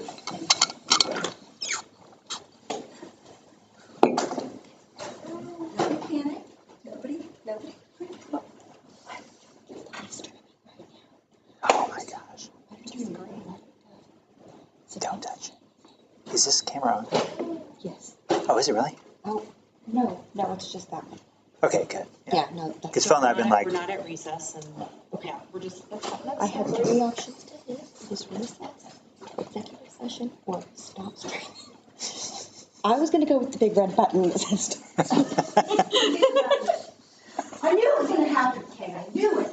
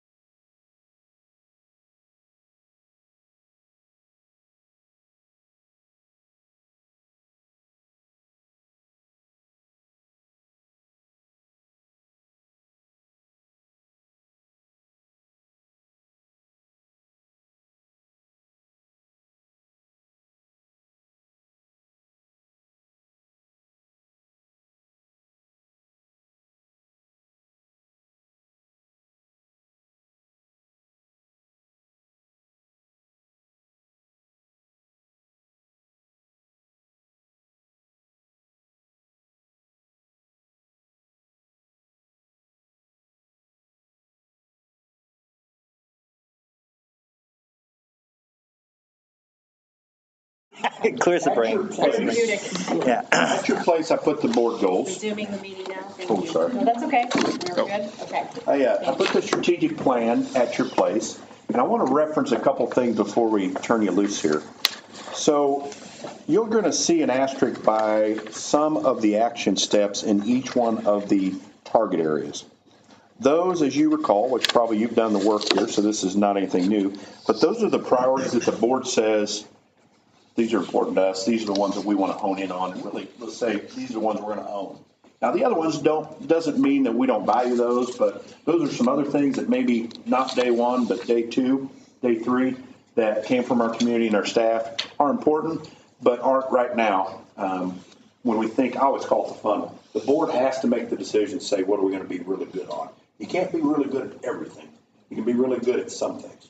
And so as you have conversation, I'm going to model this. So Susan and Kelly, for example, are going to take goal one. And I put in the parentheses, which is really kind of rates in order. I put parentheses, and I use it as golf score. So the lowest score means highest priority. Means that you're Mr. Smith from the Netherlands just won the Open. Even though he wore some funny shirts. Tell you what, golfers wear. You play golf in here? You wear a lot of funny shirts. Is that just part? Is that a prerequisite? I think you can tell. I should say funny, but eclectic. Okay, eclectic shirts. And so when we rate these in a golf score, you can kind of see it just goes down in order. Now, again, I'm thinking as we do this work with boards and SUS, we strive to say, hey, how can we make that initial first year of marriage so successful? As you know, sometimes the first year of marriage, some of these people don't work out. We don't want that. We want to make this a lifelong, man, we're going to be in love forever kind of thing. And so when we do that, we need to, especially that first year, narrow this down to say what's the most important thing that our superintendent needs to spend time on.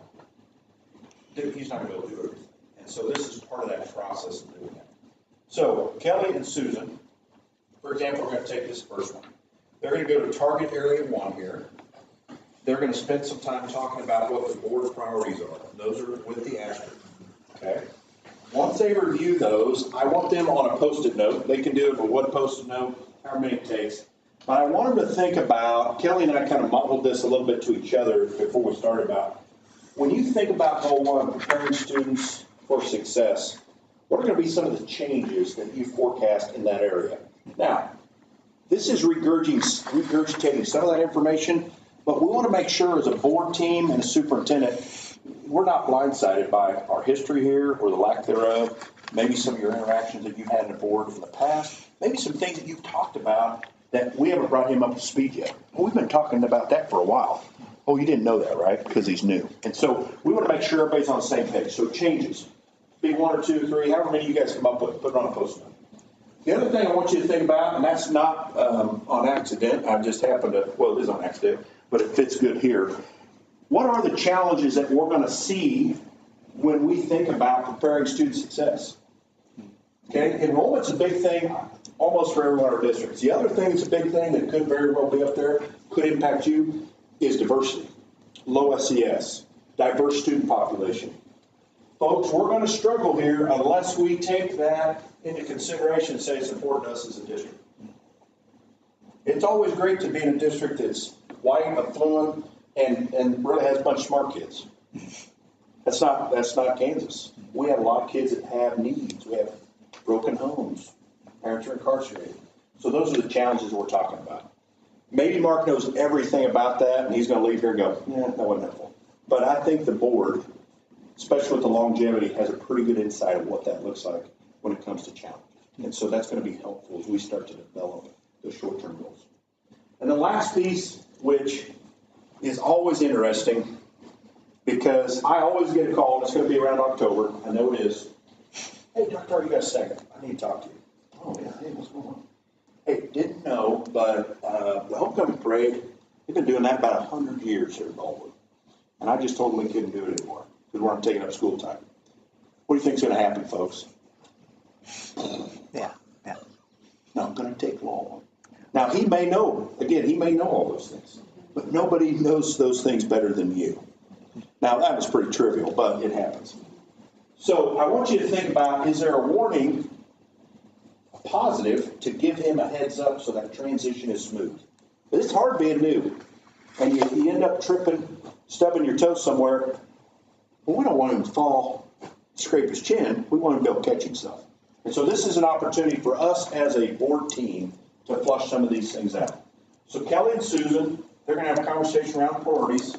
They're going to use a Post-it note. They're going to identify things. It can be on the same note, folks. It'll be different however you want to do it. Changes, challenges, and warnings for goal 1.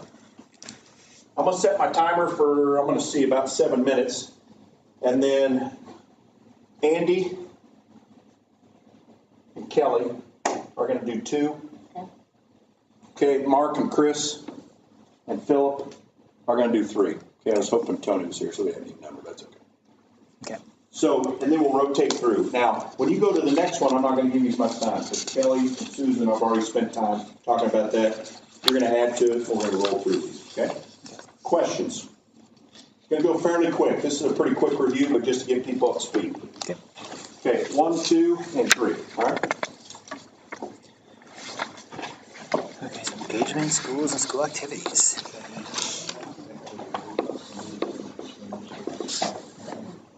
Okay, cool. So, I'm going to be listening if that's okay. Yeah. Your collective history. That was my plan too. Oh, great. Nose goes here. All right. So he wants 1 change, 1 challenge, and 1 warning. So he wants us to change one of these things that we spent so much time working on.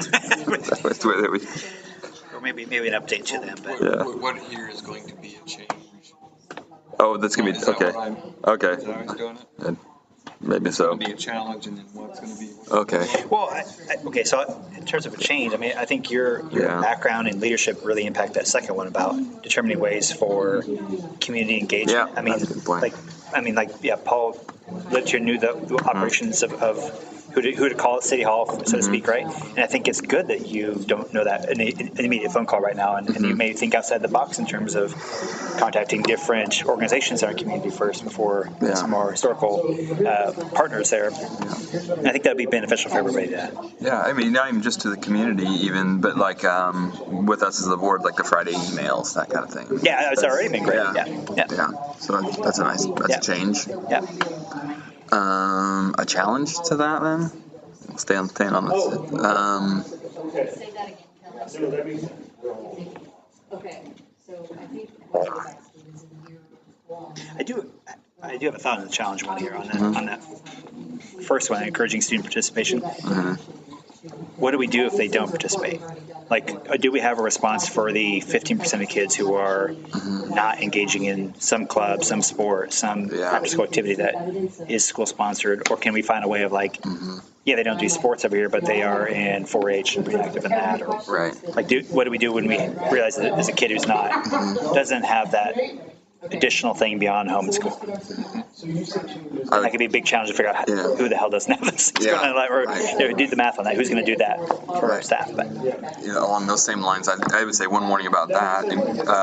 New and or available clubs. I think it'd be hard in a school our size to have new clubs because I think, like to your point, I think most people are in something. So to start a new club, you're going to take away from existing thing. Yeah. Right. You might be peeling off 5 kids like from the football when team. we get soccer, you peel boys away from football. You know, when you get wrestling or get basketball, you peel one from the other. You have baseball, you peel the boys away from track. And just using the sports as examples. But I mean, if you have, if you've got, cheer practice in 4-H or whatever at the same time, they can only go to one. So if you start something new, you're going to peel kids off. That's just a warning. That's a good point, because if you have a chess club and you start a checkers club, you're drawn from the same audience. Right. I think there, right. To some extent. Because that is kind of depending on how much emphasis we're putting upon those things. That's a good point. We don't want that inner competition. That'll That's the culture. That's right. Yeah. Yeah, I mean, I was in high school at Perry when I was sophomores when we got baseball, and I remember it was a big deal because it had always been track. There was 3 boys sports, and now you're adding this 4th boys sport, and so it made the boys track and girls track because softball, but it was a big deal. Dropped in, participation. Because we had 80, 67 people in my class, so less than 400 in the high school. Yeah. As soon as you guys are done, however you want to do it, put some comments up there. Oh, sorry, I didn't whatever. write It doesn't have to be rocket science, but we Yeah. really just want to build our capacity. Yep. If you're done now, roll into 4. We'll just kind of roll through Okay. this fairly quick. So our changes were communication partner, or is it collaboration on number 2 there? So that's about 5 minutes there, just to kind of balance this out, but once you were done with one, just kind of roll right into flow 2. If you're done with 2, just roll back into flow 4. I'll put this all together in a report for Kelly and Mark, and then we can send it to that way, everybody. Make sure there's on the same page.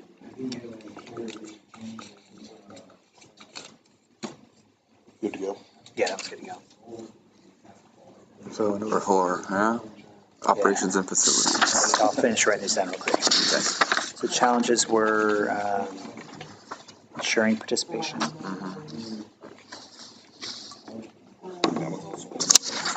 Yeah. Yeah.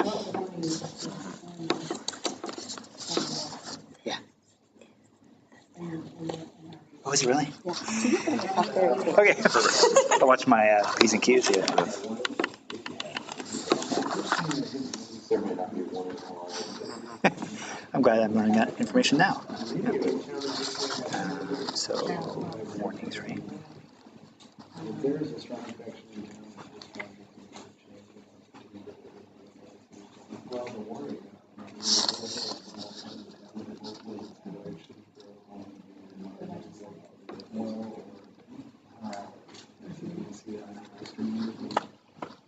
Phil, have we met before? I don't think so. Unless it's been outside of this scenario. If I'm an oral and maxillofacial surgeon, maybe I took out a tooth. Kid's tooth. Parents' tooth. You work out below. Nope. We have an office here.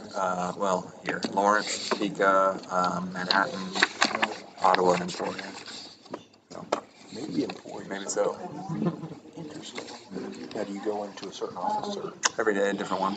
So today was in Ottawa. Tomorrow I'll be in Topeka. like in Emporia, where do you go to? We are off of Industrial, kind of to the where that. I can't think of the name of the elementary school that's right there, just south of 35. Like if you turn left at the CVS, Yeah, the challenge is change. yeah, building, that's a little U-shaped building. It's all of them right there. Yeah. Tuesdays and Thursdays there. You'll break down some. Yeah, I appreciate that we have DLR group, for instance, to help us navigate that. And Andy, for instance, who's navigated this. Yeah, those are good to go. Yeah. Oh, this is for 3. Oh, these are Yeah, first. yeah. Okay. So we go to the next morning for this meeting. Yeah, we're just mentioning that, like, that first item there in relation to the potential bond issue has both change, challenge, and warning all within one. It's all, I'd also, Yeah. on the last page, the terminology of stewardship, the challenge of that is making sure that someone does not feel that they've got a voice, that they didn't have an opportunity to be heard, or their resources Oh, has yeah. been leveraged. The challenge.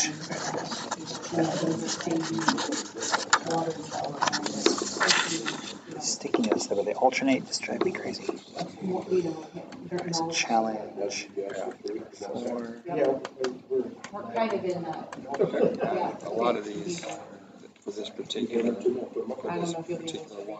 with facilities beyond the bond. If you want to use what's up there, folks, that's great. If you just want to add this one to as well. Yeah, yeah. 1, 2, yeah. And Okay, then, so. I don't know if I'm trying to think how to categorize that one, because it's not, I almost think that we're better off just leaving all 3 of them on the first one, just because it's more than just, yeah, it's more than just that specific Yeah. action item. yeah. In terms of So you're probably kind of a tool guy. Yeah, I feel like a mechanic, but of the mouth or face. So recently, my neighbor was a dentist, and sorry, I'm taking away from you. No, you're fine, you're fine. Funny story. And so anyway, he went back to school to be a dentist because he wanted to be an old. And he loved tools. And he said, man, most of the tools that I have look a lot like going to get the walls, a toolkit, for this. Now, so his dad was a dentist, Nielsen. And this is the funny part is that, so he ran his dad's practice. Dad was retired. And his dad got divorced probably in his mid-40s. Took long. Still got along really good. Had a great relationship. Judge says, you're going to get half of your retirement too. Okay, deal. They get remarried about 15 years later. He's just finishing up his practice. They end up getting divorced the second time. And so, true story, they go back in, they get the same freaking judge. The same Really? judge that did the original one. See what you guys doing back here? Yeah. And he goes, and he looked at Dr. Nielsen and said, you obviously didn't figure this thing out. And so, now, this may be a little not actual factual, but he said, you know, last time I gave your wife half of it, and now she's going to get half of your half. And then they were out of there. It's like, that's why he had to work till he's like upper 60s. It's like, he's getting half of the way. That's wild, though.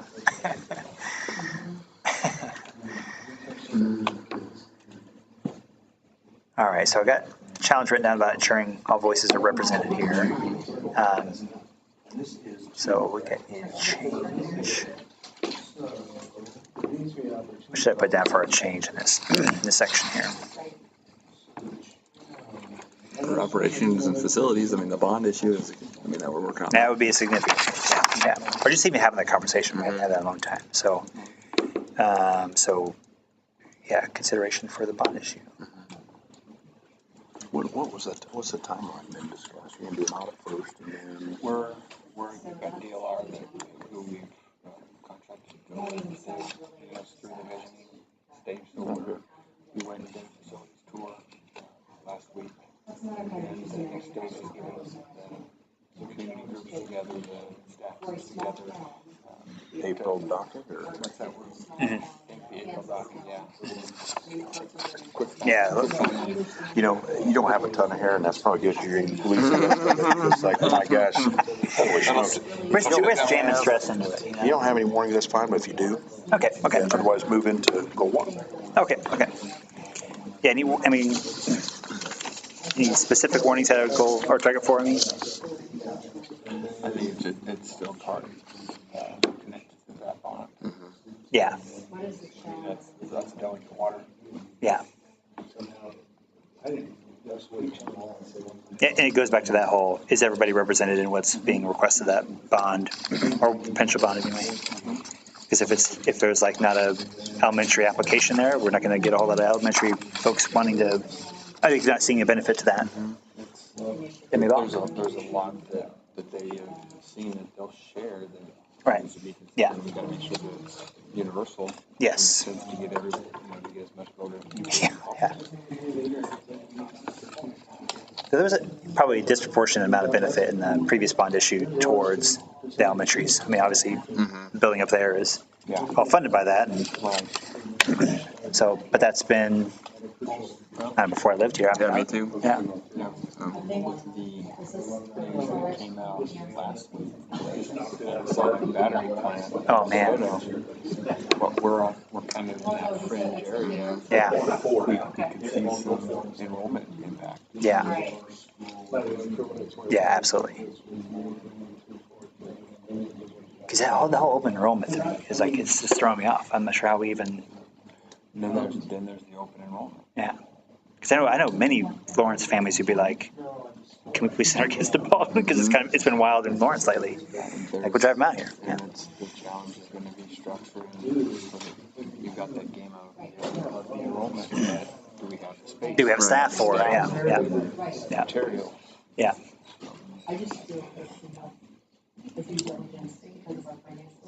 All right. Okay. So cool. Our target area 1, huh?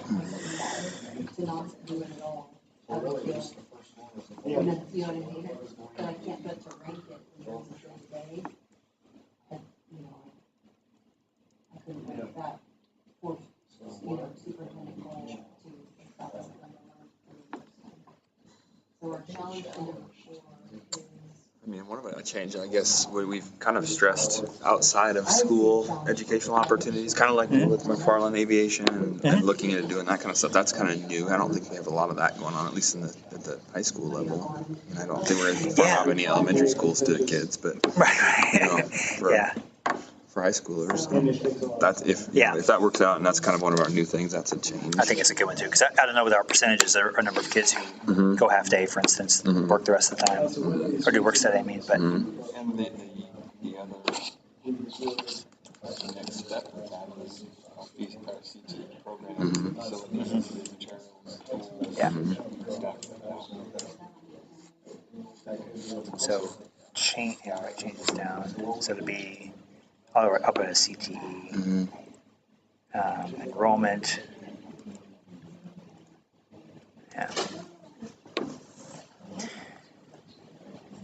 And then, under challenges, I guess logistics, like our internal logistics around accomplishing that. Because in some senses, kids going to, what's the place in Lawrence there that does the, Peasley? Going to Peasley, for instance, like that, in theory, frees up some resources for our staffing because they're getting some educational aspects addressed that way. So, but it may not shake out like that. Like, it may require more on our counseling staff, for instance. I don't know.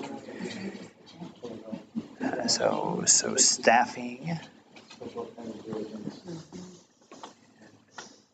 Roll. So this is. I don't think it is. Hey, you re-ran for election, buddy. I did. you had your out. Unopposed. Yeah.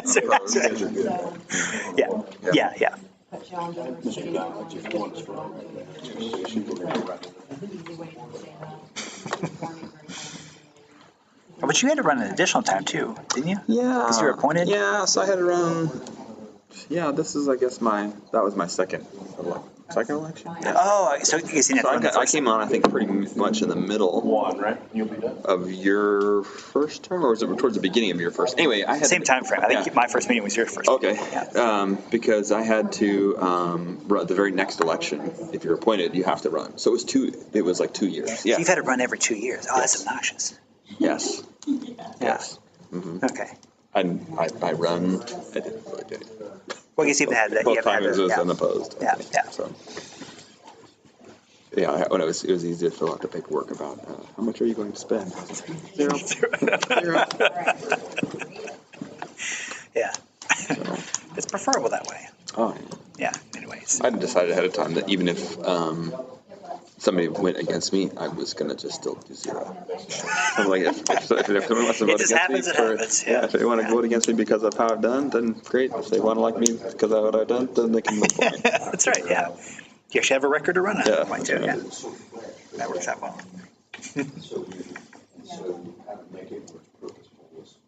And I don't really know how much any of that truly makes a difference. I mean, I think it probably helps to have a sign up here and there. I mean, especially maybe somewhere like Lawrence or a bigger place where people don't really know. Yeah, but generally you know families or. Yeah. And I think the turnout for those elections are always so small.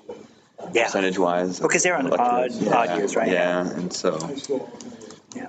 I think we're doing what we is I want you to start thinking about, and you can do it individually, you can do it together, but what are your expectations of the new superintendent?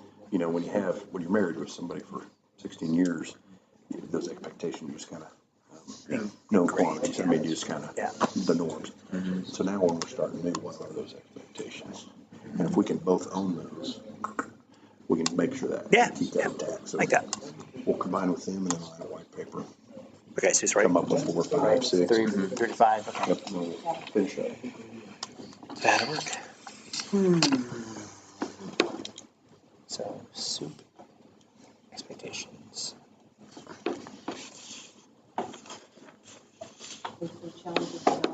You say do it together or separate? I don't know. Did you say do it together or separate? Either way, whatever you can. Okay. Yeah. Are we supposed to include Mark in our discussions? No. No. And we'll essentially have him kind of pull out here and let the whole board talk about it. We'll come up with this. Okay. This 4 or 5. Oh, perfect. Good timing. Good timing. Let's get this clear. You don't have to ask, okay? Just be careful because this is recorded and read by the speaker.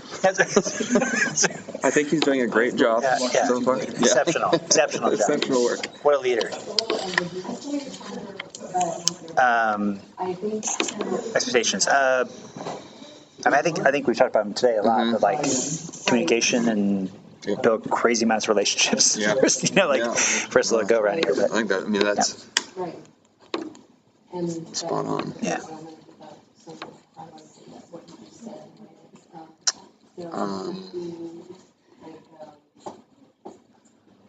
Respect and value the role of the parent. Yes, what else? I mean, did you give a time frame like That's- next 6 months or thank you. He didn't, That's this in general? ambiguous. Okay. Can you do this for a living? Well, I tend to get similar. And that's a big one right now. Well, it's important for everybody because our parents feel like they're not heard.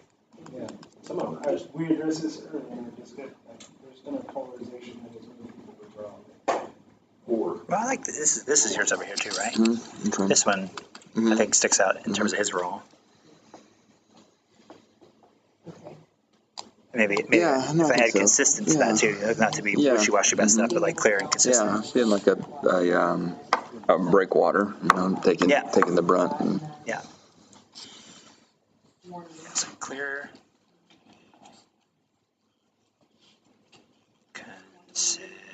Oh man, that's so consistent. Close enough. that's when you just scribble a little bit. Can't read your writing. But Is that you can't a figure it U out. or Yeah. a C or what?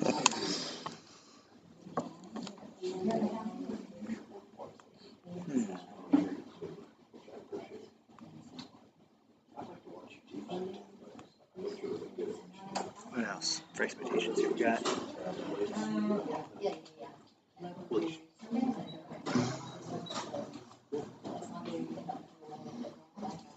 I mean, we could say be involved in school stuff. Yeah, I like that. As Yeah. opposed to being present, Yes. not just 9 to 5, but Right. Yeah, all right. All that has school activities. Or maybe even school and community Yeah. activities, right? Yeah. Because I know he mentioned maybe at the meeting the other day about going down to Sullivan Square for one of those Friday things. Right. Say hi. Yeah, be visible. Yeah. Be involved with school community activities. Okay, so if I can have the board's attention, if you guys will come right over here with me, Kelly, who's going to be the right board. To bring this. Right, Kelly, what are your expectations? So the board has the autonomy, they get to. You meant Kelly Newfeld, right? What's that describe? Oh, yeah. Oh, he's ready, right? I think you get to delegate that one out. So, the board has the autonomy to give expectations to the superintendent anytime. But as we start this relationship, what are those expectations that you have of the board? So let me throw one out, and we do this on purpose, there's some tricks here. So like communication, the number one thing that breaks down that relationship is communication. And so what I'll have you do is say, if that happens, what does that mean to you? He's going to do the same thing. So then we start to develop this, hey, you know what, if we are going to be in love, so to speak, this marriage, we both got to know this. And so we all this is what we care about, to make sure that relationship stays vibrant. So 5 to 6, board gets to choose whatever we want, but have some consensus. So some of you wrote things down, but we got to need to develop consensus at all. Well, communication was the first thing. I don't know. Is that Everybody good with it? emphasis? And maybe, to me, one of the big reasons I hired him is that his finger one is also a proactive way of communicating, a little more intentional outreach. Like, I don't even criticize Paul in any way. I feel like we saw it in the first week, he sent a video out on Facebook. He's not sending it, so something about proactive. More current, yeah, something more modern. I wanted to break them open a little bit, have them communicate. So what do you guys, based on what you just said, what do you guys think about proactive communication using modern forms of engagement? Okay, so proactive.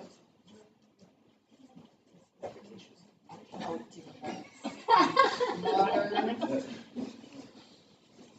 modalities of reputation.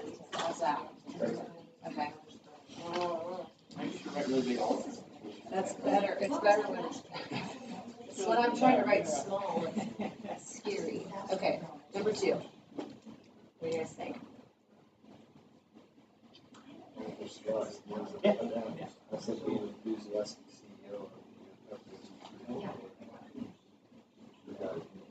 It goes with my being involved, physical leader for board staff and students.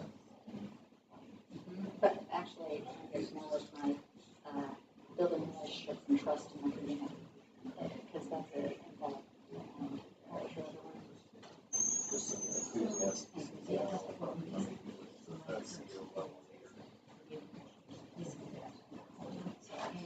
Okay. That's really part of what this change has given us. And Kelvin and I just spoke. A honeymoon period that you can really capitalize on by being excited participants.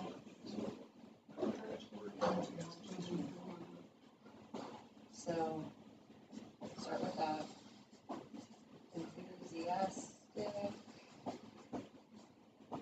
engaged, and visible CEO. What's that?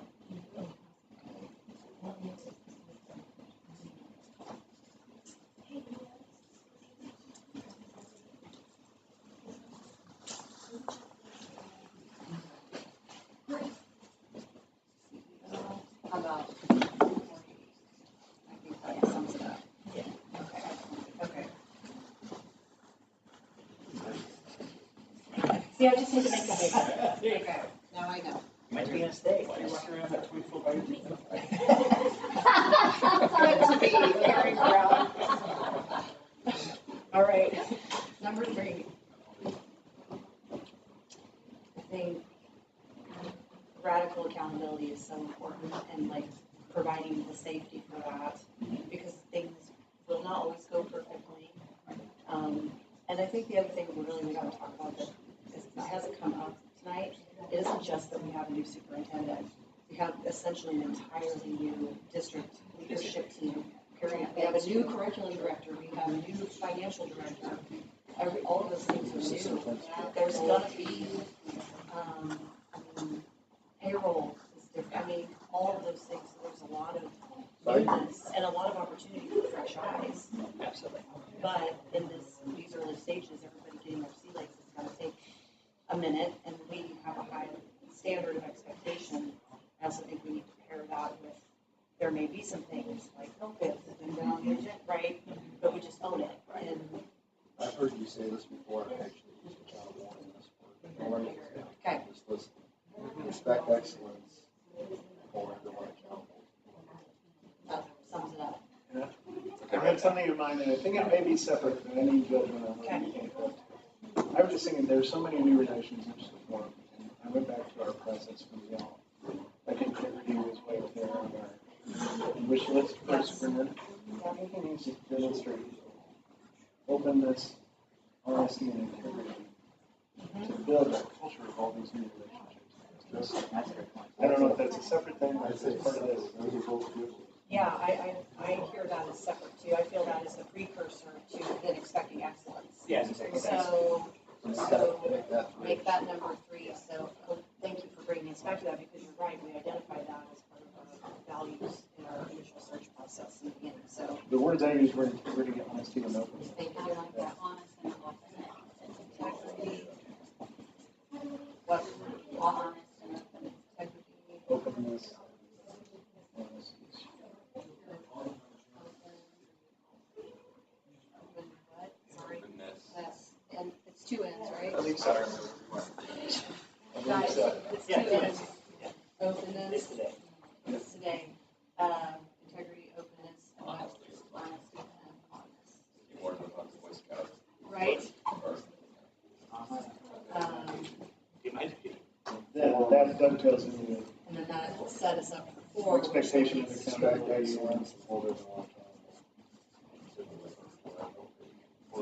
Expect excellence.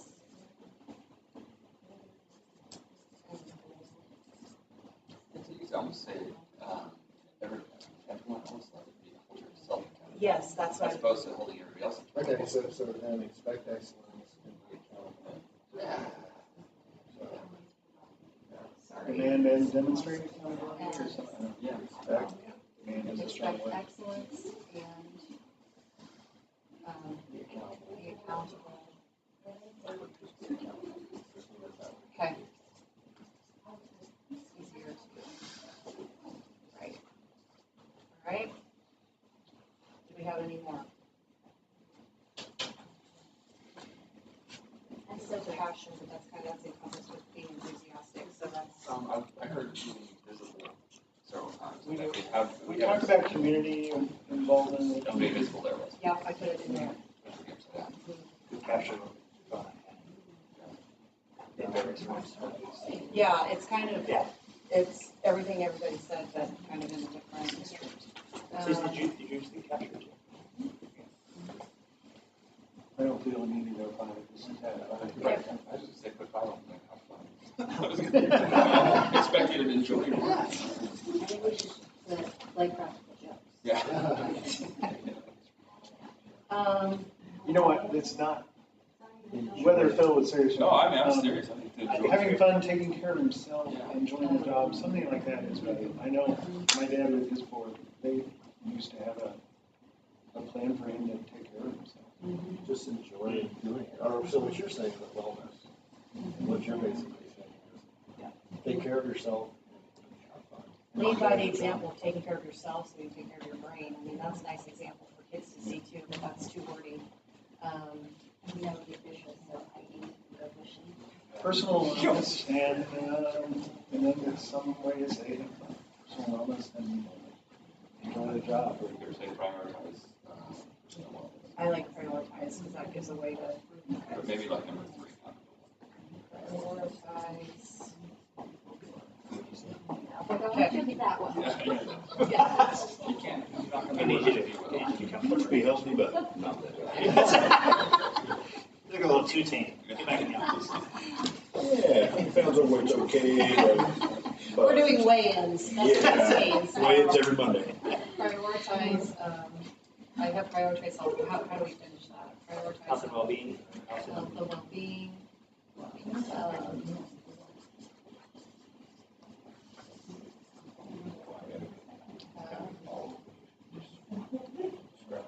And joy for the work. I mean, would that be a Joy, way yeah. to encompass, I think the joy is great. is that? Yeah. Mr. Dodge, you ready? I think we're getting close.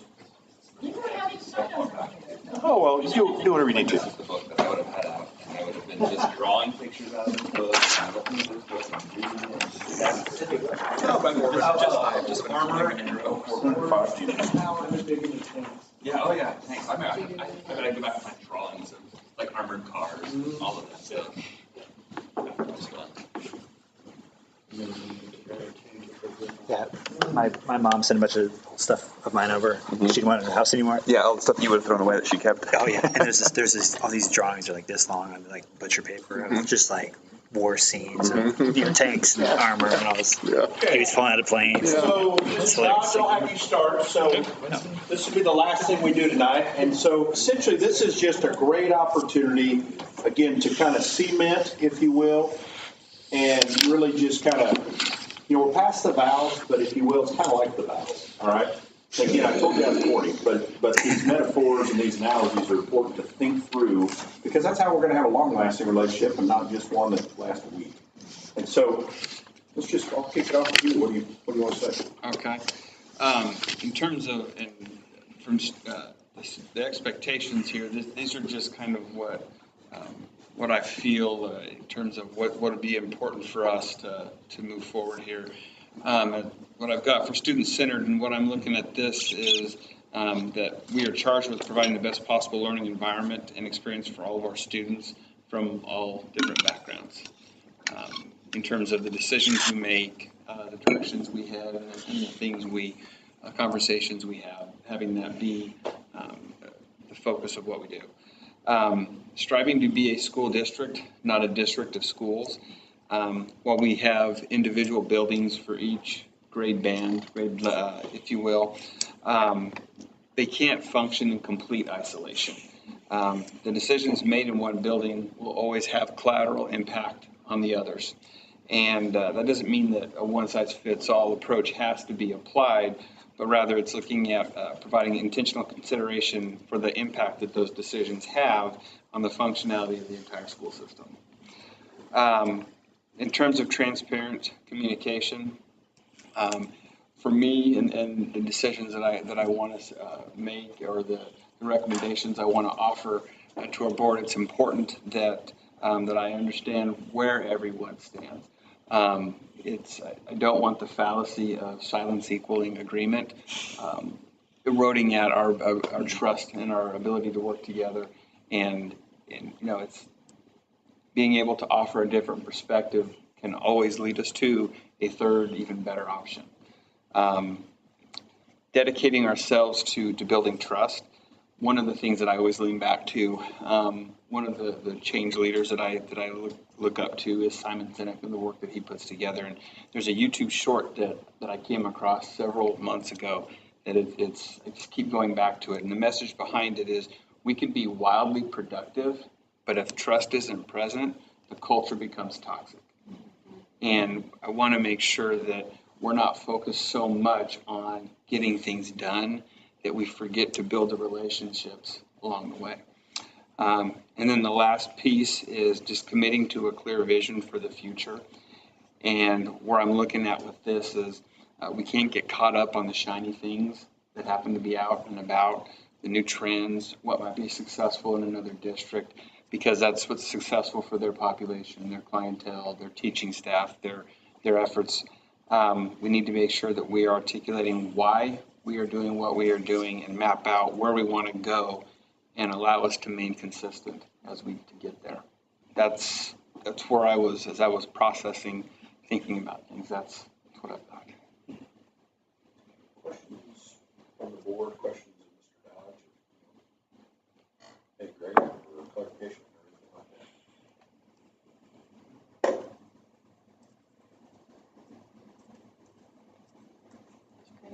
You're a good communicator. Glad you're here. Very, very nice. Yeah. I love Thank you. the articulation there. Thoughtfulness. So I'm Vanna. So, all right. So who wants to share from the board level? Somebody else want to share? I wrote, there'll be an opportunity to say that for once someone could read my handwriting. I'll start. One of the big reasons we hired you is we saw you as a good communicator and someone who is proactive. So we definitely, we expect you to reach out in new ways. We've already seen it in the first week. You sent out a video. And we want that to continue. We want you to continue to seek out new ways. It's been a frustration in our community, I think, I know for me, in my long time on the board, we try to get things out in the community. Even when we had a weekly paper, it just doesn't sink in. So we really appreciate you in that area and want that to continue. Who'd like to take number 2? Let's take turns. I will. So my background's in the business world. Yeah. And I guess I look at your position as being the CEO of our district and being an enthusiastic, and I mean, we all know that being an enthusiastic and engaged and visible CEO will be important. It is important to this. I'll take it. I think that a lot of these, Mark, we see in you, and so that's great that our values are aligning. Number 3, we talked about integrity, and openness. I'm just kidding. Openness and honesty. And I would add the word authentic, and I believe that about you, that it is authentic within you. So we're not looking for something to be faked. Okay. I will make sure that I correct that accordingly. Thanks. I'll take number 4. So when we say expect excellence and be accountable, that's also, I mean, yes, the assignment is board expectations, but that's that two-way communication piece too. Something that I tell my students, there's a difference I talk about this in like every avenue of my life, but we talk about being mediocre, being acceptable. Right. Excellence is different than perfection. Perfection is not necessarily the goal. Striving for excellence, the act of striving for excellence, what that does for kids' self-esteem in a teaching context, but in a context of board expectations to you, when we expect excellence, then that's what we strive for, and that sets the tone at every level. And it becomes exciting, it becomes confidence building, momentum creates momentum, and you with being out front and leading in that is something that is important to us and that we obviously see in you. And the other piece of that is as we strive for excellence, we don't always get there right away, or sometimes plans change, or sometimes mistakes are made. So in that, just that accountability piece, us providing the safety of culture where it's like, hey, this happened, I want you guys to know about it. Here's what we're doing to fix it. Just that live in the light aspect, because no institution or organization is perfect. So to come full circle, it's not about expecting perfection. It's about striving for excellence in everything that we do. And not just in a productivity way, but in the ways in which we treat one another as professionals, and also as human beings.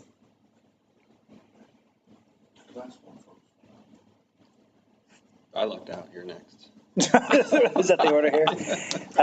Well, to summarize this one, we want you to be happy. Like you're in a position that you can work sun up to sundown, and there'll still be a 286 emails in your email box. It's up to 600. Yeah. Like you're gonna have to turn it off and know that you have to spend time. You get to spend time with your family, and you get to go fishing, and you get to, go to the grocery store, or go out to eat, or whatever it might be. We just want you to remember that our expectation is not that you are the first one of the office, the last one to leave every single time. We want you to prioritize your health and take a vacation day occasionally, and do the fun things that life's all about, in addition to your responsibilities here in the district too. Okay. Thank you. So, anything we left out? Anything we want to mention or say when we think about expectations of each other?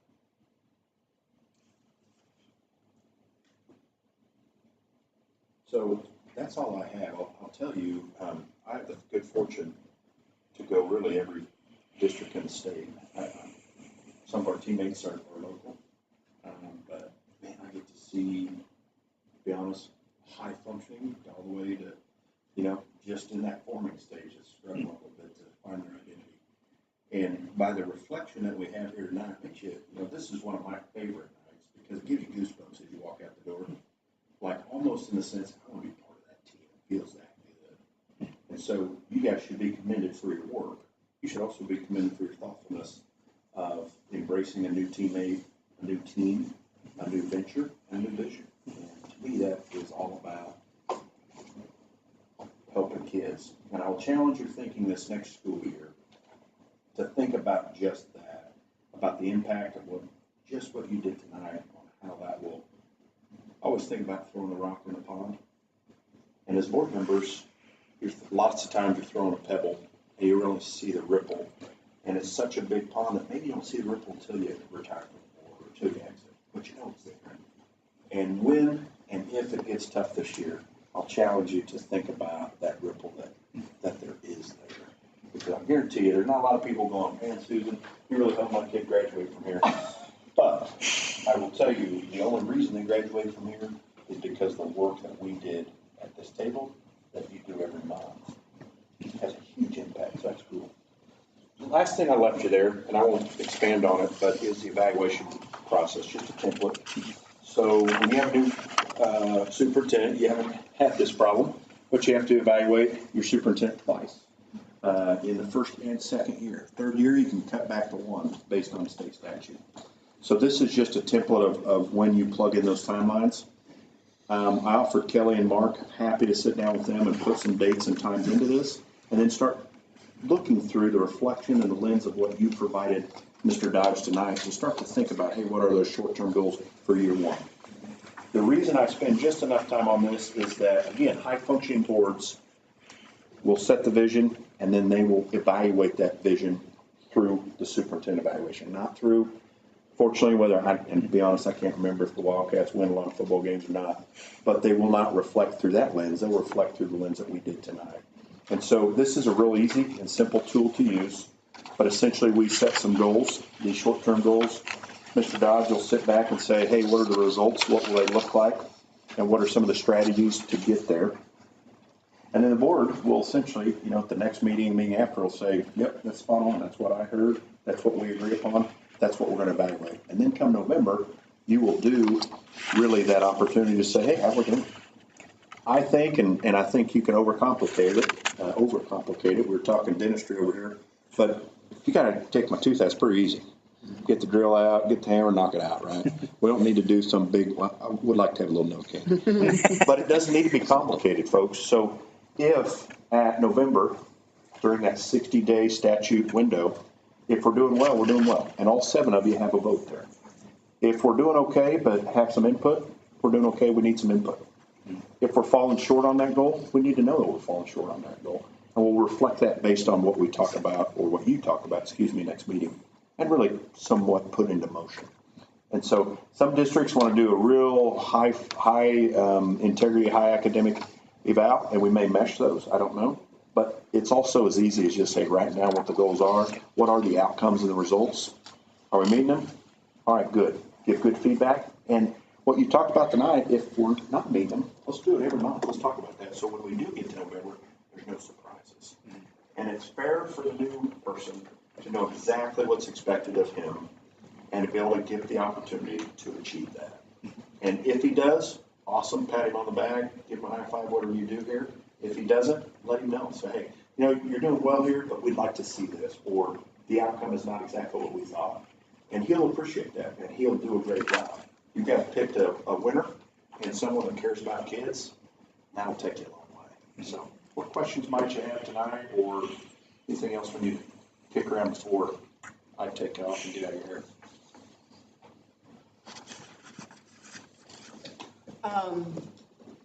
Since I see here that there's some things that have to be done before September 1st.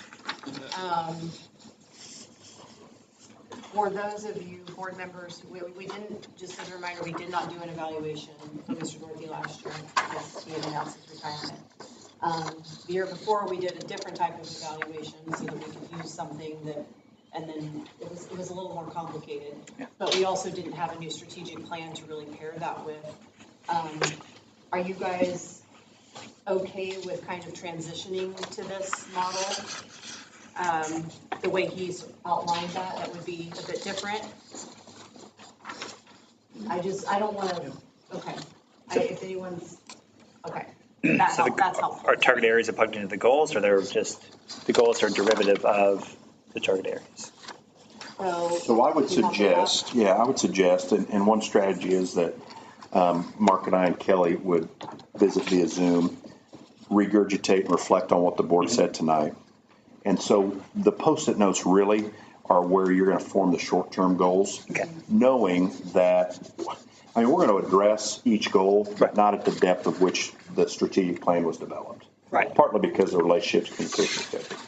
And so then what I would suggest is that you come back in August, September with some suggested goals that will be generated, let's say, between us. Mark would have some time to talk about what are strategies, results. Now, ultimately, though, that's not cemented until the board says it is. And so you go in executive session, review that. You guys get to talk about that, probably do it in private, and then have him come in and say, hey, I think we're right on. This is what we articulated. This is exactly what we thought. Right. Okay. Or you may say, that's not exactly what I remember, maybe just a little bit different there. And then essentially approve that. Then November, then you do that final page essentially to say, hey, boom, boom, or no. Does that help? Yeah, so then my response to your question, Kelly, is I think this would be a more appropriate format given the first-year nature of Mark's partnership here versus a 14-year veteran of being or actually more than that for being a superintendent, and that more, because I really appreciated the previous approach we took with the evaluation because it was extremely comprehensive and had good opportunities for us to give feedback. But this, it might be nicer to have, please communicate, like be a little bit more explicit in what we're expecting here and a little bit more targeted in that sense. Yeah. Well, I didn't want to go forward with planning a Zoom meeting with the two of them kind of using this approach, and once you guys were comfortable with that, or if you had strong feelings, no, we want to use the evaluation, I mean, that needed to have an opportunity to be voiced. So if everyone's comfortable with us proceeding in this fashion, then we'll get to work on that, and then have something to bring back to you in, maybe not August, but definitely by September. Is that okay with everybody? Okay, then let's talk to him afterwards. Okay, all right. Well, thank you very much for coming tonight. Best of luck. Appreciate it. At this point, I move we enter into executive session with Mr. Dodge to discuss personnel pursuant to the exception under coma for non-elected personnel. This will be to discuss, I'm sorry, I didn't give you the topic. This will be to discuss classified adjustments to, not what we voted on, but documentation, to just amend that. Pursuant to the exception under coma for non-elected personnel. And the open meeting will resume at 8:33. Gives us just like 3 minutes. All those in favor, please say aye. Aye. Aye. Motion carries 6-0.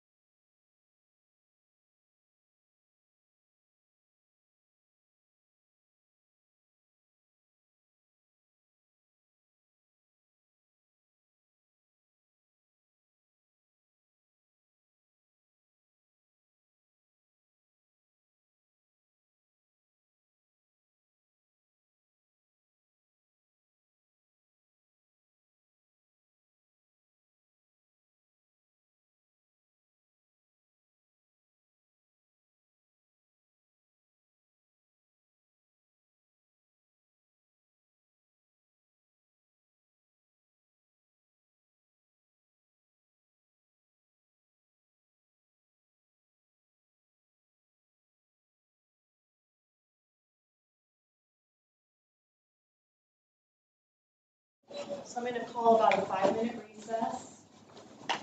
I'm going to go catch Mr. Hart or Dr. Hart before he leaves, so I can do that, and while I'm doing that, you guys can talk for a minute. So we are at recess.